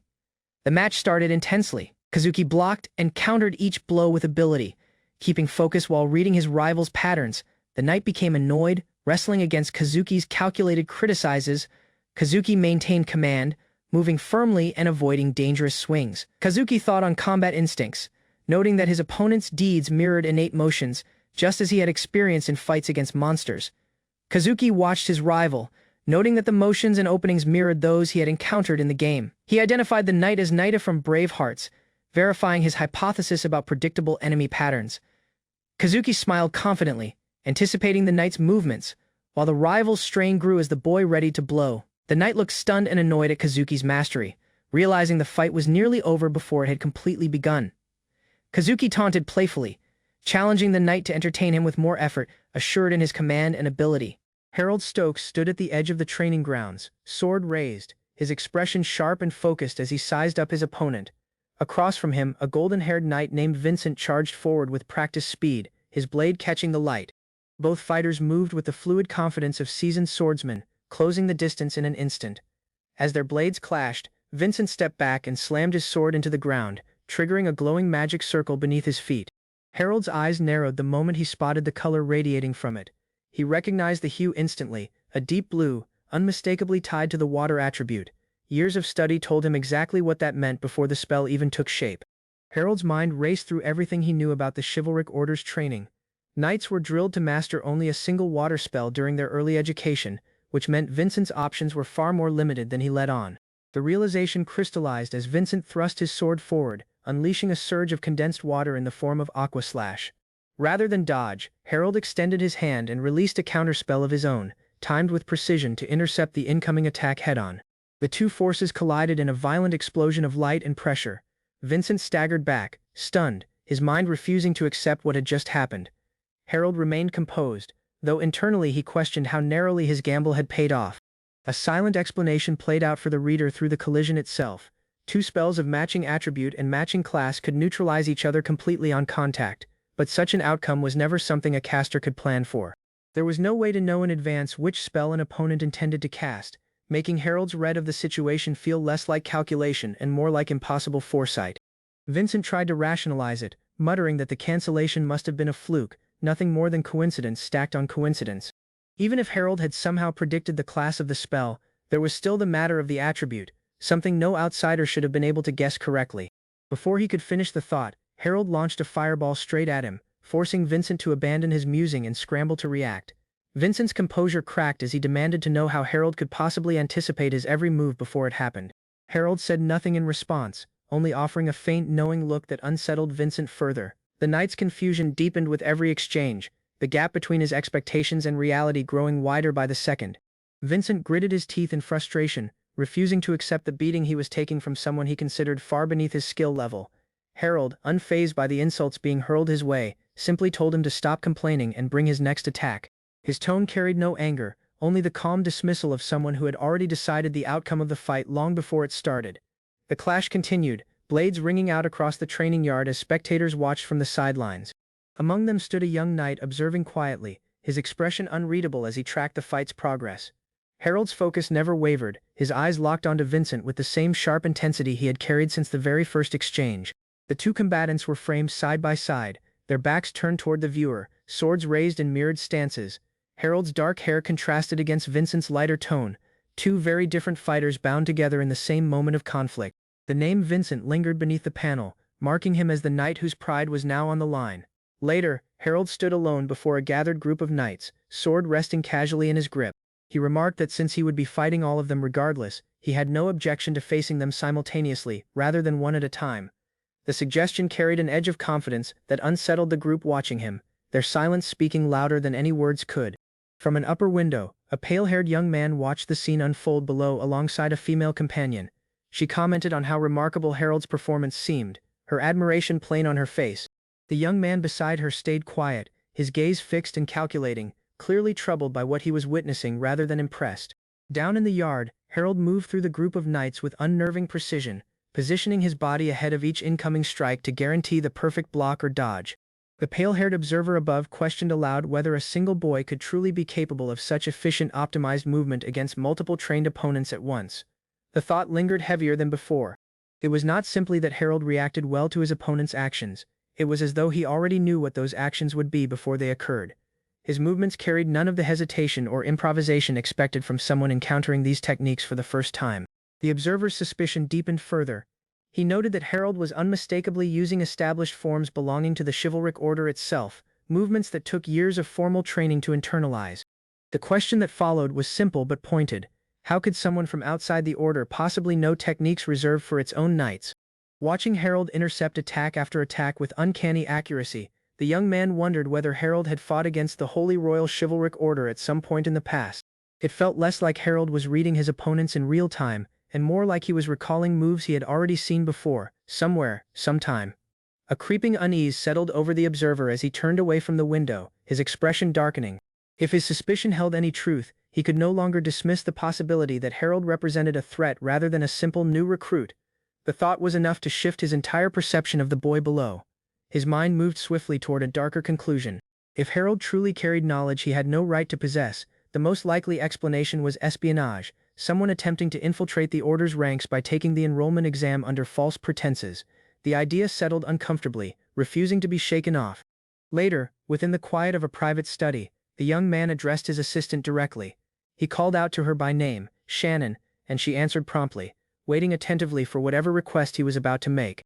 He instructed her to gather every available record of battles involving the Holy Royal Chivalric Order over the past decade, from large-scale wars down to the smallest individual skirmishes. No detail was to be considered too minor, and no time frame too distant. His suspicion about Harold had hardened into resolve, and he intended to uncover the truth no matter how deep he had to dig. Shannon agreed without hesitation, telling him to focus on the individual records while she handled the large-scale wars herself. When he asked about her timeline, she admitted that compiling records down to every individual member would take considerable time to complete properly. As she spoke, the pale-haired young man glanced out toward the training yard once more. Below, Harold continued his relentless assault against the knights surrounding him, weaving between their strikes with the same unsettling precision he had shown throughout the entire match. Watching Harold's bright, unguarded grin as he fought, the young man's expression remained troubled. He murmured quietly to himself, admitting he hoped his suspicions would amount to nothing more than baseless worry.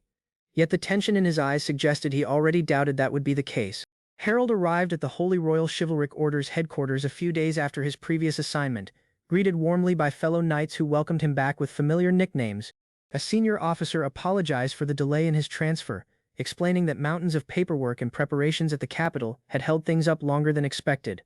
Amid the exchange, Harold quietly accepted a receipt for his lodging fees, still adjusting to his new surroundings. He was led on a brief tour of the Grand Hall, catching the tail end of the lunch break rush. His guide explained the dining system casually. Meals came essentially free, with extra charges only applying to premium dishes or side orders. Passing through the compound, Harold learned the layout piece by piece: the conference rooms, the building reserved for the captain and vice-captain, and finally the classrooms and reception areas tucked to the side. The tour continued past a warning about the barracks. Unlike the buildings used by veteran troops, his own dormitory was of a different structure entirely, and he was advised to stay cautious around it. His guide didn't seem overly concerned, reassuring him that it likely wouldn't cause any real trouble. Beyond them stood the barracks itself, a row of unassuming houses. As they approached, a commotion broke out. A bright, energetic officer came barreling into view, startling the students nearby into a flustered greeting. He called out cheerfully, asking whether everyone had gathered before turning his attention toward the new arrival trailing behind Harold's guide. Inside, Harold was formally introduced to his new roommates as a fellow member of the 92nd term, with a request that they treat him well. One of the boys, unimpressed, sized him up and issued a blunt warning not to cross him. Harold, saying little, offered only a short introduction of his own name in response. Once alone, Harold reflected grimly on the exchange, sensing that he'd already managed to earn the group's hostility within moments of meeting them. Behind him, the three roommates stood frozen in a mix of unease and quiet judgment, clearly unsettled by his cold demeanor. Elsewhere, a flustered young woman came rushing after an officer, scolding him for forgetting to collect something important. She held up Harold's temporary uniform, exasperated that she'd been left waiting to hand it over. The officer, sheepish, apologized profusely, admitting he'd completely forgotten his own request. Nearby, two more knights loitered with obvious curiosity, prompting a pointed question about why they'd tagged along despite having no real reason to be there. One of them, a broad-shouldered man, was needled by his companion, an amused blonde who deflected by insisting there was no harm in wandering. The teasing blonde eventually admitted the truth: he'd simply been too curious about the new recruit to stay away. His broader companion, however, pressed a different question with a dangerous edge, asking Harold directly whether it was true he'd beaten a fellow student half to death. He seemed almost thrilled by the rumor, eager to know what such a fight looked like, while another officer tried to steer the group elsewhere given the number of students watching. Harold's expression didn't shift. Meeting the man's provocation head-on, he coolly offered to demonstrate right there if the man wanted a taste of it himself.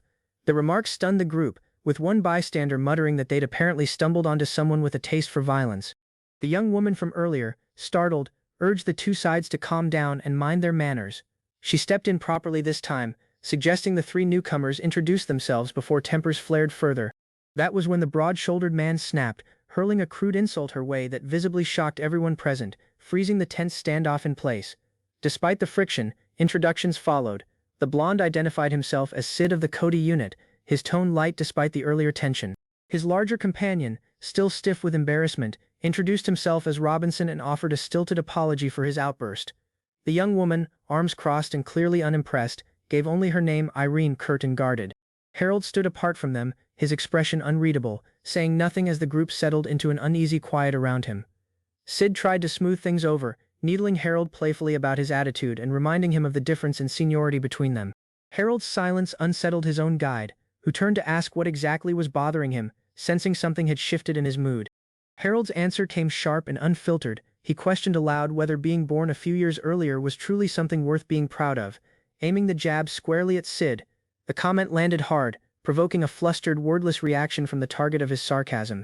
The tension broke as Irene, flustered and furious, lunged forward with a punch aimed at Sid, ending the confrontation in chaotic fashion. As the group dispersed, Sid called back cheerfully, suggesting they all share a meal together sometime, while Robinson offered a parting farewell before the two of them departed together.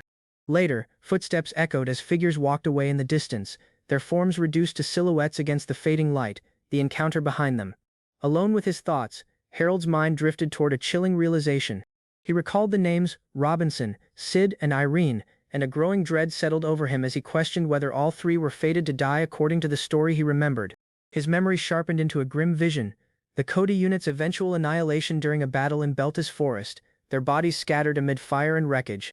Only their commander Cody would survive the massacre, the tragedy driving him to abandon the chivalric order entirely, and later found the organization known as the Friary.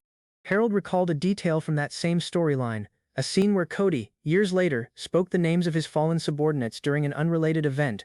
The names that echoed from that memory were unmistakable: Robinson, Sid, and Irene, the very three he had just met.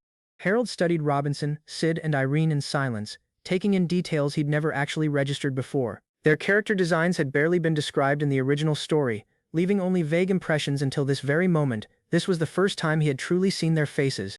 His mind raced through the timeline. The battle at Beltis Forest was set to occur 4 years before the start of the main story, which meant it was only about a year away from where he stood now. A single heavy question surfaced in his thoughts. Should he try to help them? Doubt crept in almost immediately. According to what Cody had told him, at least a year needed to pass after enrollment before someone could officially join the unit. No matter how he tried to reframe the situation in his head, he couldn't find an opening for himself to step in and change anything. Still, he hesitated on the thought, unwilling to let it go so easily. If he truly couldn't participate in the battle itself, he reasoned, then he would need to find another way to intervene. The problem was how little he actually knew about them.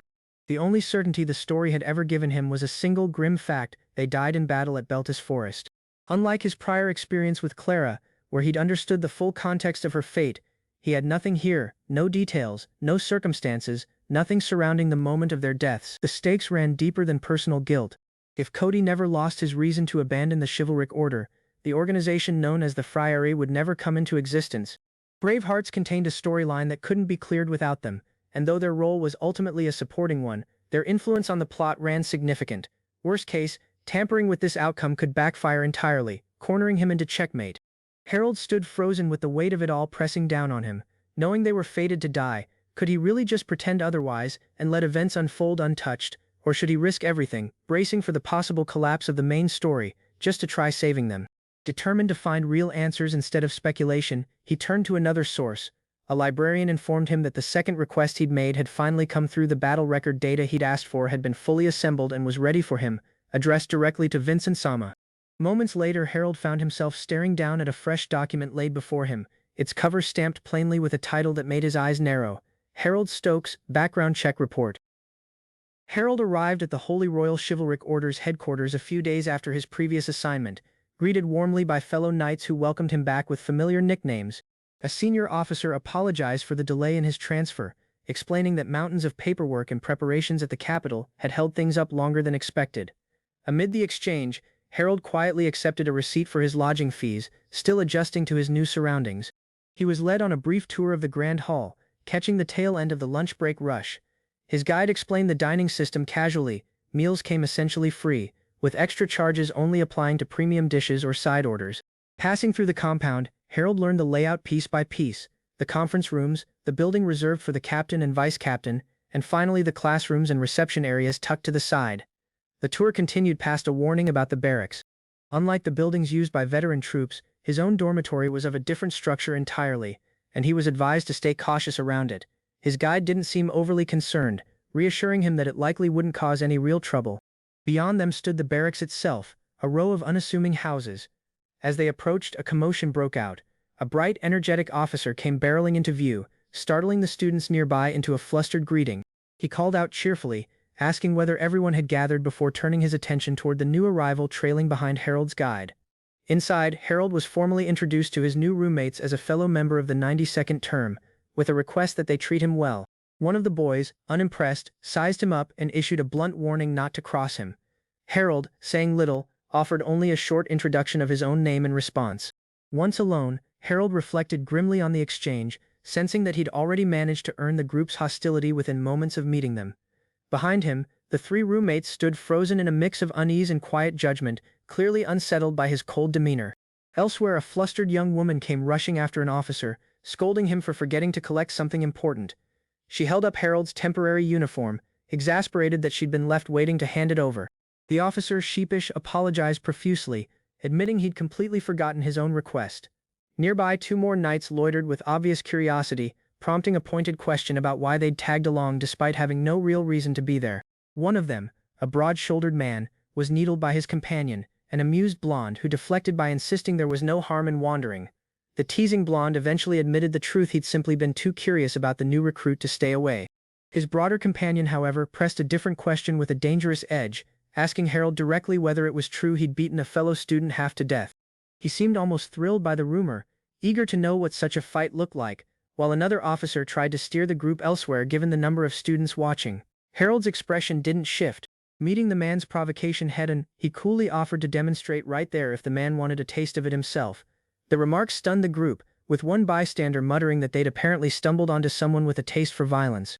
The young woman from earlier, startled, urged the two sides to calm down and mind their manners. She stepped in properly this time, suggesting the three newcomers introduce themselves before tempers flared further. That was when the broad-shouldered man snapped, hurling a crude insult her way that visibly shocked everyone present, freezing the tense standoff in place. Despite the friction, introductions followed. The blonde identified himself as Sid of the Cody unit, his tone light despite the earlier tension.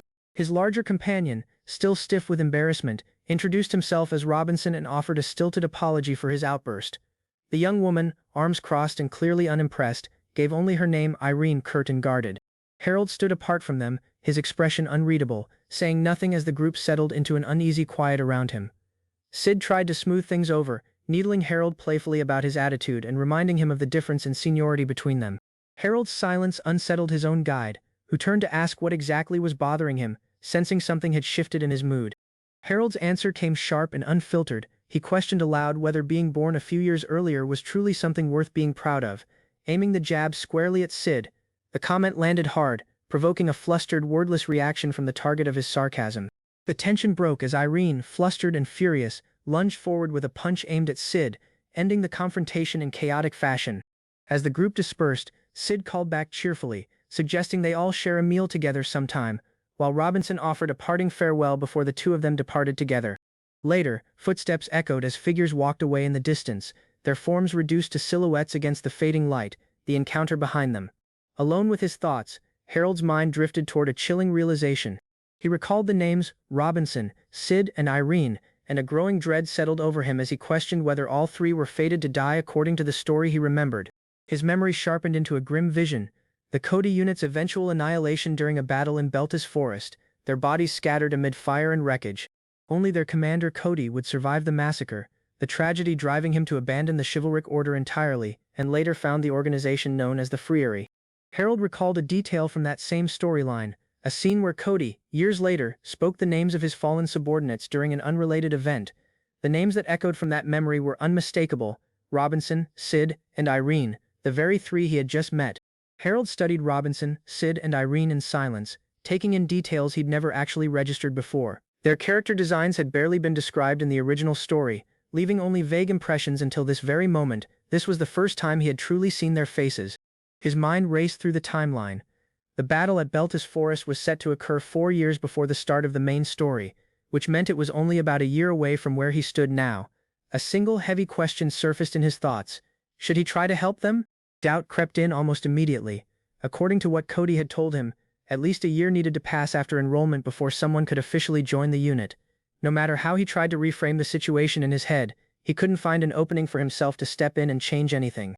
Still, he hesitated on the thought, unwilling to let it go so easily. If he truly couldn't participate in the battle itself, he reasoned, then he would need to find another way to intervene. The problem was how little he actually knew about them. The only certainty the story had ever given him was a single grim fact: they died in battle at Beltis Forest.